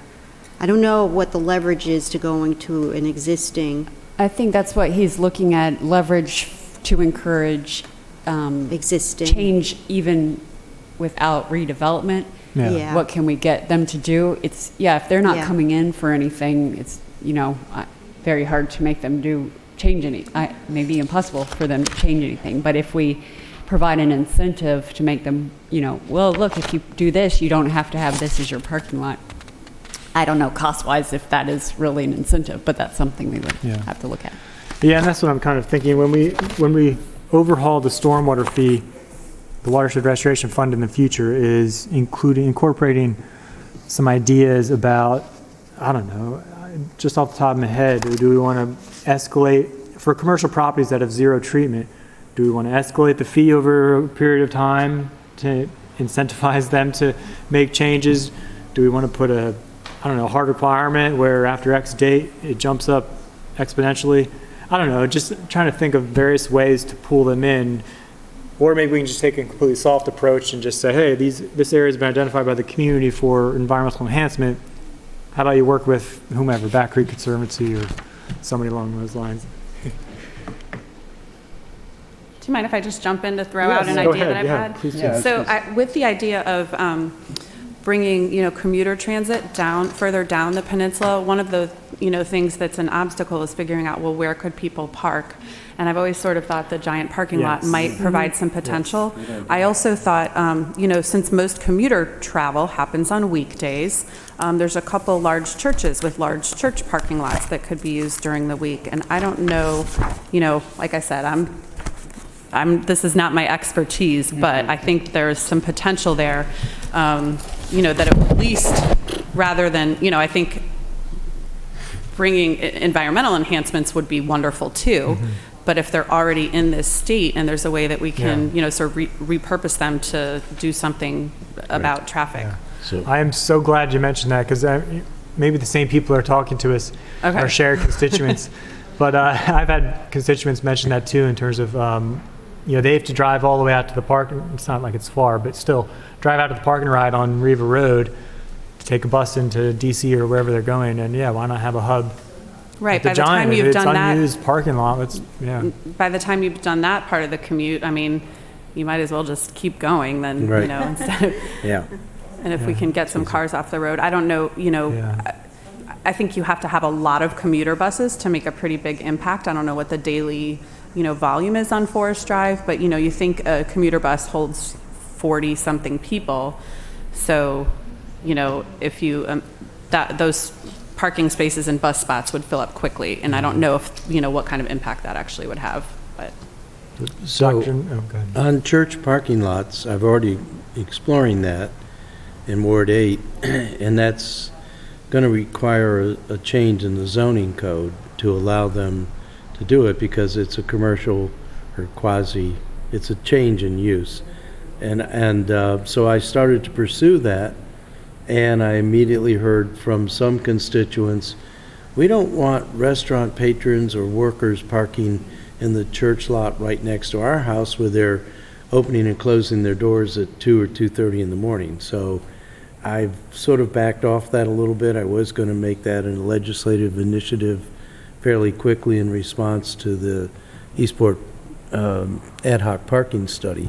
But I still think it's worth doing. It's wasted space, it's impermeable space, so it's slushing all the water down, but we're not optimizing the use. So I think that's a good idea.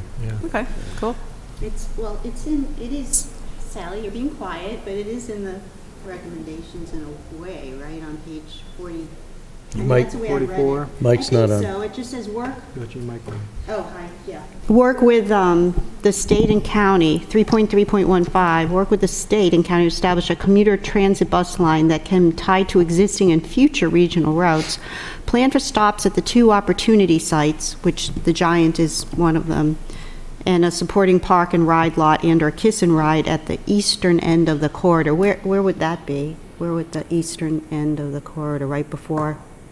Well, that would be to be determined, but the county Tidewater Inn. Office of Transportation is looking at sites, not necessarily in the city, for a multimodal center. So it could be combined with that purpose. Opportunity areas. What are the opportunity sites? Are those from the 2009 comp plan? That's right. So the Giant's not an opportunity. Oh, correct? I'm sorry. I don't think that's an opportunity area. It is. I think across the street is. I guess it's right across the street. Okay, I'm looking at the map. Well, that's out of our bailiwick, kind of, but Yeah. I think that might be something good to add in transportation end. Well, that's across city county, because they wanted to be annexed, and then they decided not to be annexed. Oh, that property, yeah. Yeah, the Samaras property. I mean, I know, we can't annex. adding, is that something the committee wants to mention, this committee, about adding? No, I don't want to get into the Giant? transportation. Okay. I just, yeah. Oh, I see what you're saying. We don't want to lose that thought. I know, I thought that that's what that. Are you going to throw that into your committee? Yeah, we already sent some, I can just send something to Sally on that. Okay. The park and ride, a kiss and ride or something at the Yeah. Giant. Okay. Can I add one last thing? I promise I'll stop interrupting That's your okay. meeting. No, we're But we're happy you're glad you're here. Yeah. Another thing that I've heard a lot of people that I've heard people mention that may help alleviate some of the traffic issues on Forest Drive is actually local school commuting. That there are a lot of people, I guess high school students who are driving themselves in their individual cars going to the public schools. and a lot of parents driving their children to both the public and the private schools, and actually probably some private high school students. I'm just picturing ones, some have the option of taking the yellow bus, whereas private school students don't necessarily have that option. And if we can increase the availability of transportation options for school students, for all of the area schools, public schools, they exist and they're not always used. But if we could, create transit solutions for kids going to St. Mary's or Annapolis Area Christian School, there may be some traffic we can pull off the road there. Yeah. And again, sorry, I'm just brainstorming. This is. Don't the St. Mary's kids all come to park in Eastport? I also want to invite Director Guild or the Environmental Commission. You're welcome to come join us if you have anything you want to chime in about. You're missing out on all the fun. That's right. So, continuing on, let's see. That's it. I mentioned the Giant and then the other large. We have a lot of other large parking lots, which I think could potentially have other uses environmentally. But adding churches, I think. Oh, adding churches. Yeah, good idea. Do you want that to be part of my transportation, or? Well, in terms of adding churches and their parking lots to... Yeah, church parking lots, yeah.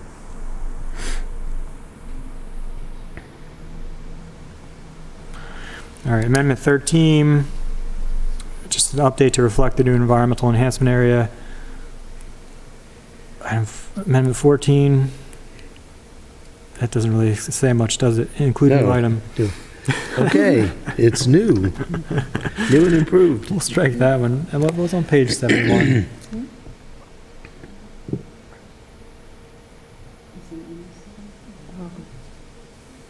Oh, I see. So page 71 should include the new principal solution,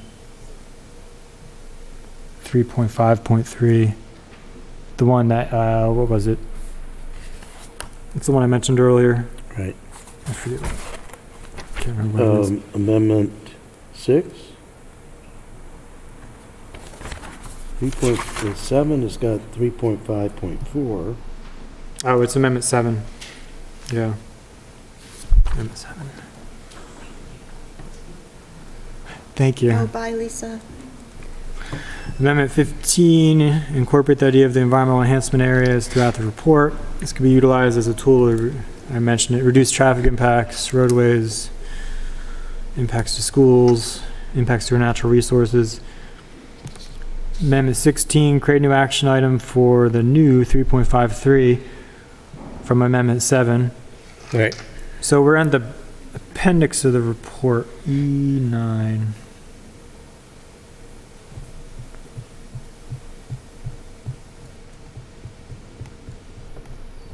Just making it consistent, carrying that idea consistently through the... Yeah, just carrying the idea through the report, and this just says, just to have a corresponding action item.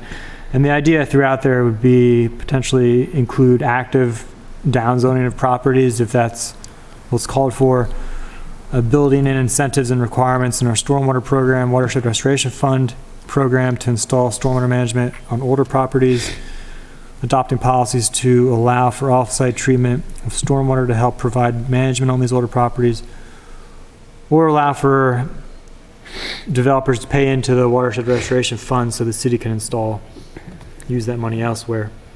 So I think a lot of these items actually are allowable under our current stormwater code, but in order to be activated, I guess, it says the city has to adopt specific policies associated with those. And that includes Alderman Arnett, like for the doing stormwater management off-site. Right. So I think that's a little difficult now. And I know the Environmental Commission had mentioned that before. And so I think we may want to update that policy at some point. Now we're on Amendment 17. So the current item 3.5.4, which is encourage future developments to plan for open space and conservation easements to connect into the overall greenway. And so new action item. So my idea here was, identifying forests and older developments that should or could get protected with conservation easements. So some of these properties may have forests that were protected during the development process, but they may not necessarily have conservation easements. I think we should be able to get that from our GIS department. Perhaps it may need a little bit of research, but there may be some developments that have such forests that we may want to include in for protection.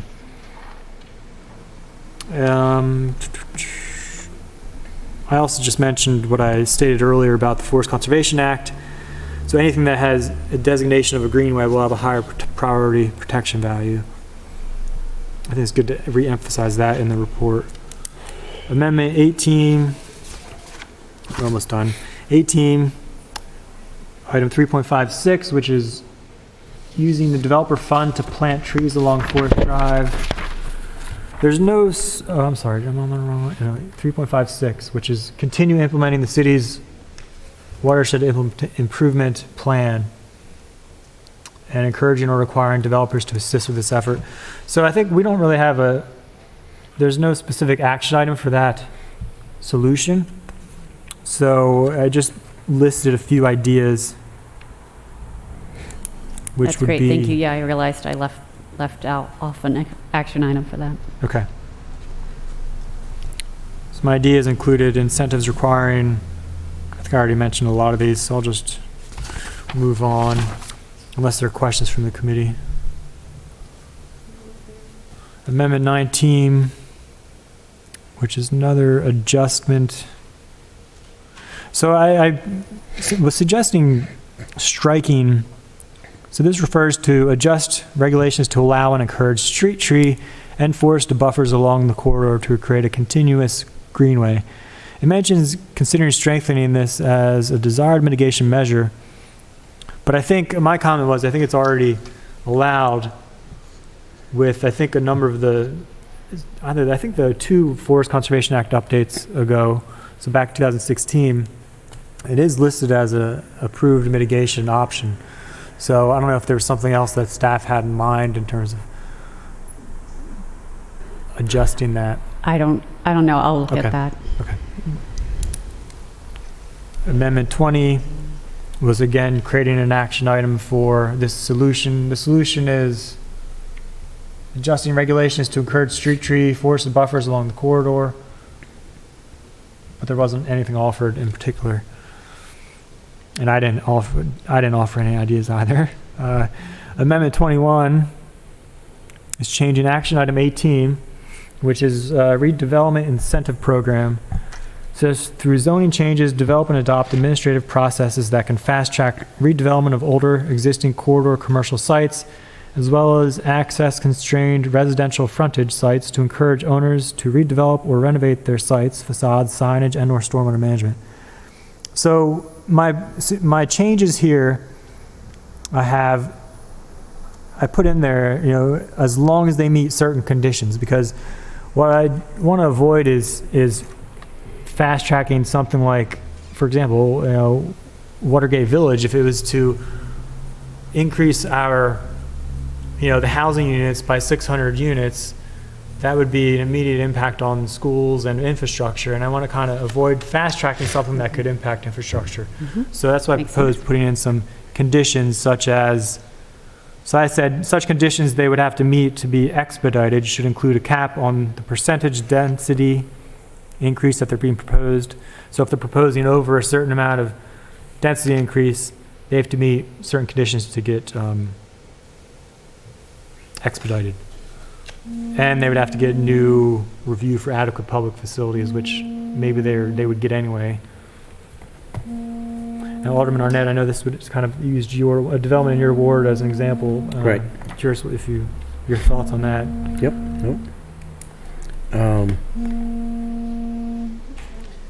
This is this Kevin Simmons trying to reach me. I'll have to give it some more thought, but I agree with it in principle. When I saw as long as meet certain conditions, I said we need to be specific, but then in the next sentence, you are.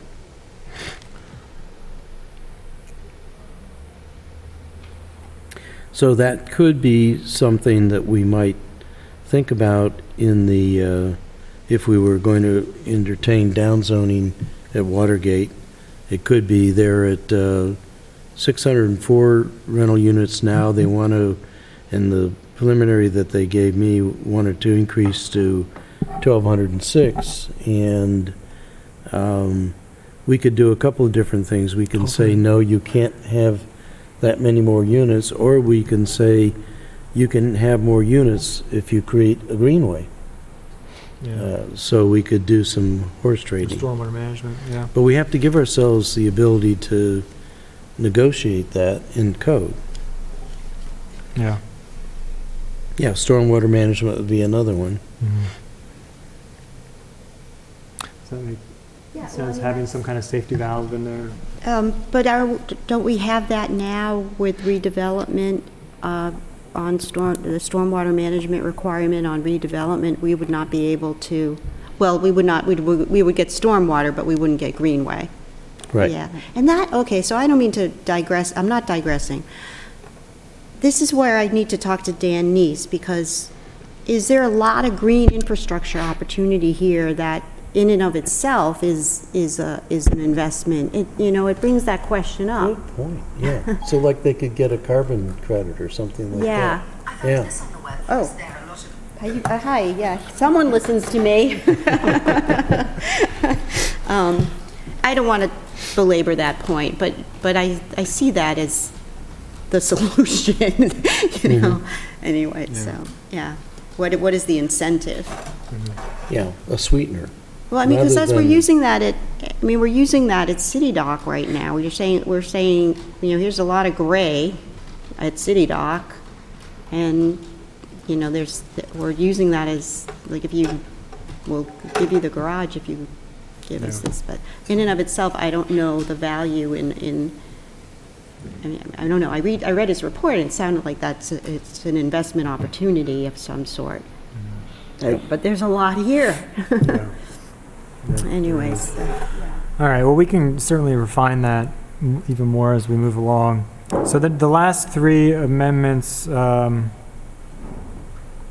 let's see, number 22 is creating an action item for 3.5.10, which has to do with reviewing city standards to better incentivize the renovation and redevelopment of sites, to meet current stormwater management requirements. Amendment number 23 is changing 3.5.11, which is reviewing and updating parking requirements. Just making that short term. It seemed like something that, unless you think it might take longer, but it seemed like something that might be doable shorter. Amendment 24 also needs, 3.5.12, the last item needs an action item as well for technologies that can reduce the number of daily trips.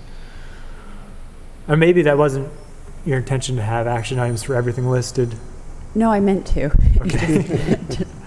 Always And then I had a question on, let's look this up. 68. I don't remember what the question was, or what it was about anyway. 68. Oh, so on the 68 it lists zoning changes. We recommend that mixed-use zoning text revision consider incorporating the following. And bullet 8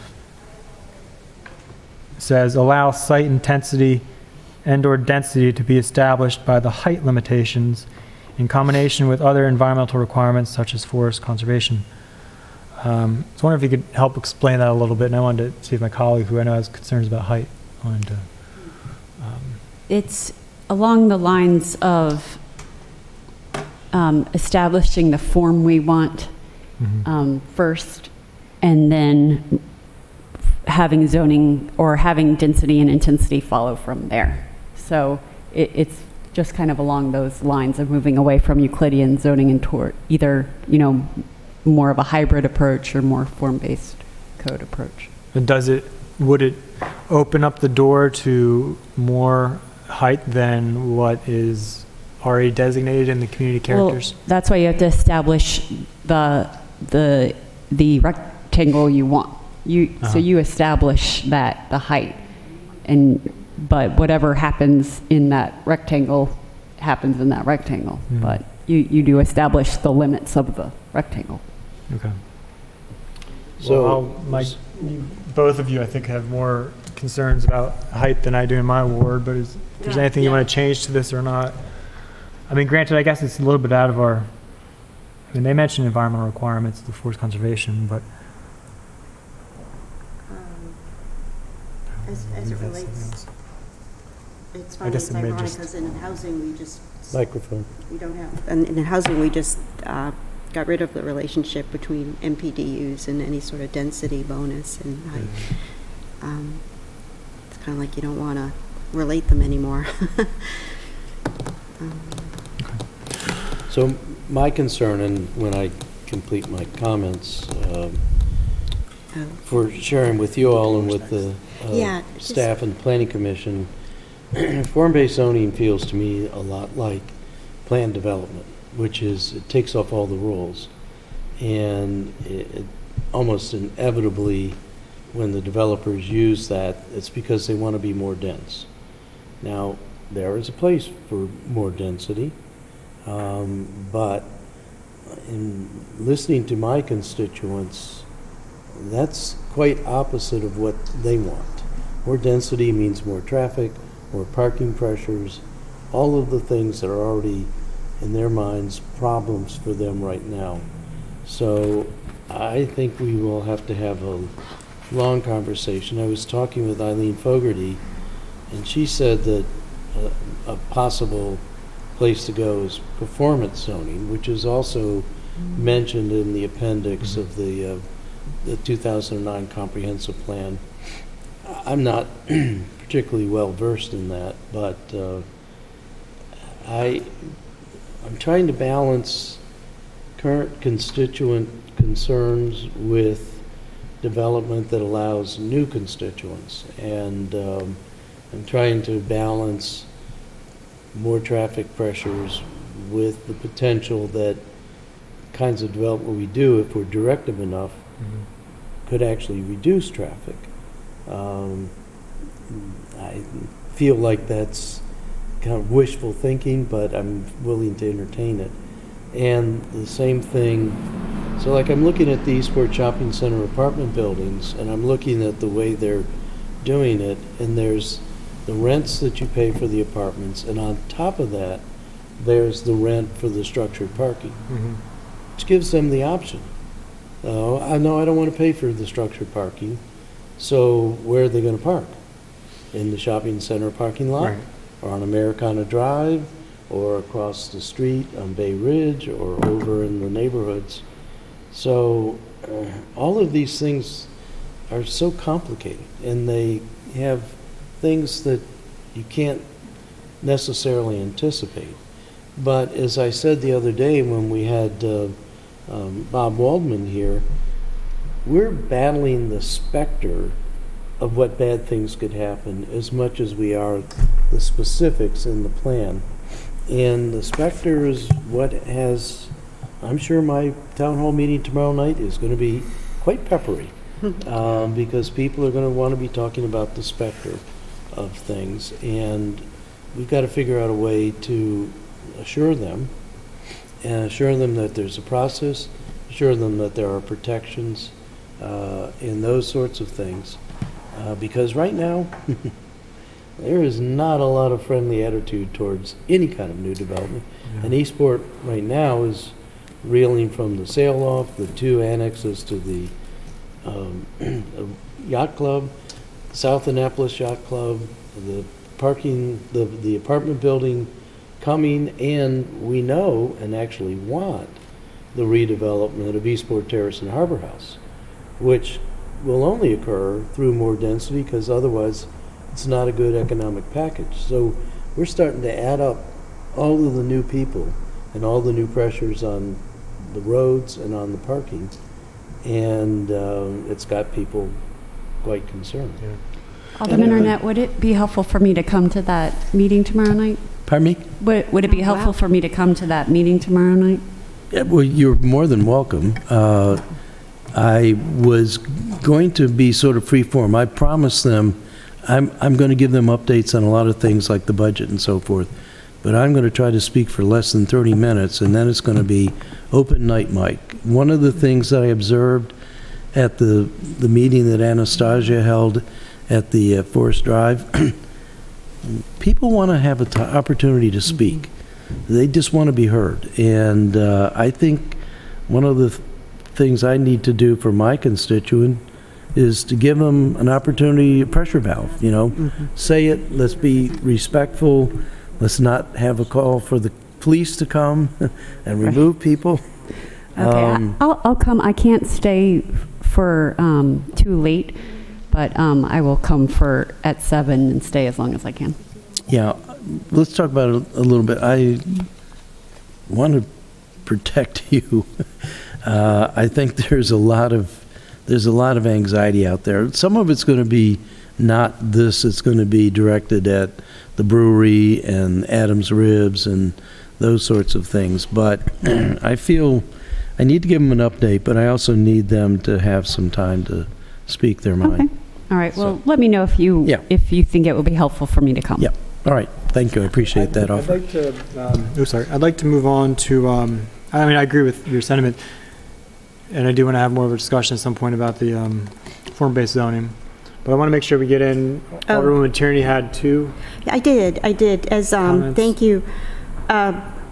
Being Ward 1 Alderwoman, I have the luxury of not feeling the sense of urgency on what this development will do to my ward, but I think, like everyone in the city, we drive on Forest Drive and we're concerned about what we want it to become. So, but I had the luxury of going through the sector study, as you know, and just sort of doing, it was kind of the way I collected my thoughts, and I did this worksheet and I tried to, make it related. But what it comes down to as far as environmentally is distilled into just 2 amendments, really. And it's important, I think, because it really is what a lot of residents are concerned about is, well, let me just read what they are. The first one is, a simple one is that we could do some kind of an overlay of the abandoned city and county right-of-ways. And these are pictures, basically. And that would be very helpful. I think that would be very helpful. And I would just leave it at that. Did you say abandoned? Mm-hmm. Abandoned city and county right-of-ways. Yeah, that might not. That's the way it reads That might not in be the. the technical. Yeah, that's the way it read in the report. Okay. I might be wrong. But let me see. Do you have it open? I can multitask here. Page 17. Does it say that?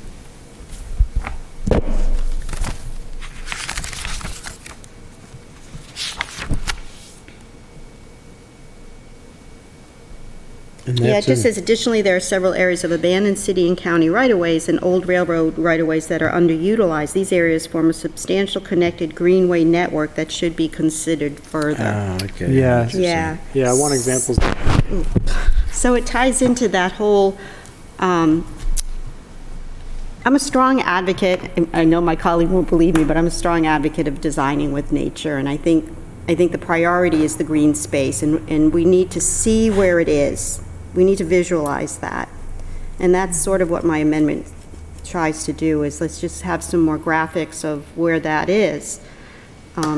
So it reads that way. And then the second one is... So could we stay there for a second? Of course, yeah. Because there's, in the CIP, the mayor has a new project which is going after some abandoned stuff, and we're going to have help from the state. But so what you're saying is we want to have an overlay across the whole city so we can see where all those I love that idea. Yeah, you read my mind, why? Yeah. That's a great idea. Yeah, so, and so then the second one is another, I know we have mapping requirements, we have mapping, I've seen the mapping that we can do, is let's look at what we have as far as current impervious surfaces, subject to development. And I don't know if you can do this, but it's kind of leading to what Rob wants to do. The only difference with mine is I was trying to equate it to what you're proposing as redevelopment. So it would be really helpful if we had some kind of a map that showed our impervious developed surfaces or potential development, like, for example, the giant parking lot, how many of those are there? Impervious spaces, where we need to see that, and I firmly believe that that's the opportunity to introduce better stormwater management than what exists now, because those impervious surfaces were based on zoning that required X number of off-street parking. These are mostly existing parking lots.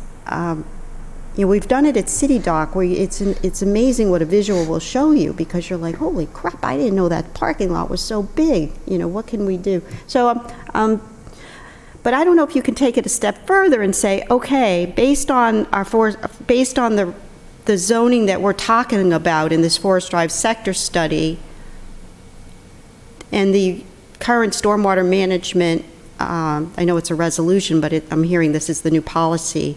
This is what would be improved. This is where we have stormwater management. This is where we have stormwater management opportunities. If we redevelop those impervious surfaces, and is there some way to do that, Sally? Well, Sean's already done it, right? Sean Wampler's already done it. I mean, does it relating to the county? But relating to this proposed zoning, the proposed development in the Forest Drive sector study. I think it's similar to what Alderman Savage was saying about it is. Identifying these places where it's almost like low-hanging fruit, because you have these huge parking lots, and it's just kind of obvious that that is a good candidate for I'm trying to marry it up to to the Forest Drive sector studies proposed development, the D word, and where, So now we have some competing things. We can use part of the giant shopping center to create green space, or we can do what Lisa said, which is create park and ride space. Park and ride stays impervious. Green space takes away impervious. Well, we could do structured parking and then have more green space. Right. Yeah. So your basic idea, we ought to know what we're looking at. Yeah, people want to see. That's like huge. I mean, it's very important. I mean, one of my courses in college was, I'll never forget it. It was urban planning, but it was this book, Design with Nature by Ian McClarg. And, you'd go through overlay and overlay and overlay of green space. And that's how you think of Frank Lloyd Wright buildings and how you got those into the So are you landscape. proposing both of these as additions? Yeah. Yeah, That's sort of what just sort of distilled that into. So I emailed them to you. Yeah, I will, if it's okay, I will add them to the overall list. Yeah. Yeah, so that's what I wanted to say. Look, I think there is a little bit of tweaking but I agree with all of these in principle, and would offer a motion that that the Environmental Matters Committee vote yes on these, add Ellie's too, because I like them both as well. And then, so we can take a vote on it in principle, we can get it tweaked up to whatever extent you want, and then that can go out to all of our colleagues, come to the Rules Committee if we're going to be the coordinator, but certainly also go to the staff, and the staff you can tell Bob we really are taking it seriously. They'll be so happy. And Rob, again, thank you. These are very substantive, and I'm not only envious, but I'm urged to action to complete mine, because I think these will be very, very helpful for the Planning Commission, and then potential improvements to the sector study. So what other committees, what other committees are remaining? We've got Transportation, Environmental Matters. We haven't gotten anything from Rules and City Government. Oh, Transportation finished. We did. Yeah, I know. Well, except for Rhonda. What about housing? What about health and Housing human- we did the amendments. Yeah. It's really just rules, I guess. Right. Oh, wow. Well, there was a motion on the floor. Oh, I Is there a second that motion. Thank you. What great work. Yeah, thank you for my two Excellent distilled comments. amendments. Yeah. So all those in favor? Aye. Aye. All right, thank you, Dr. Nash. Thank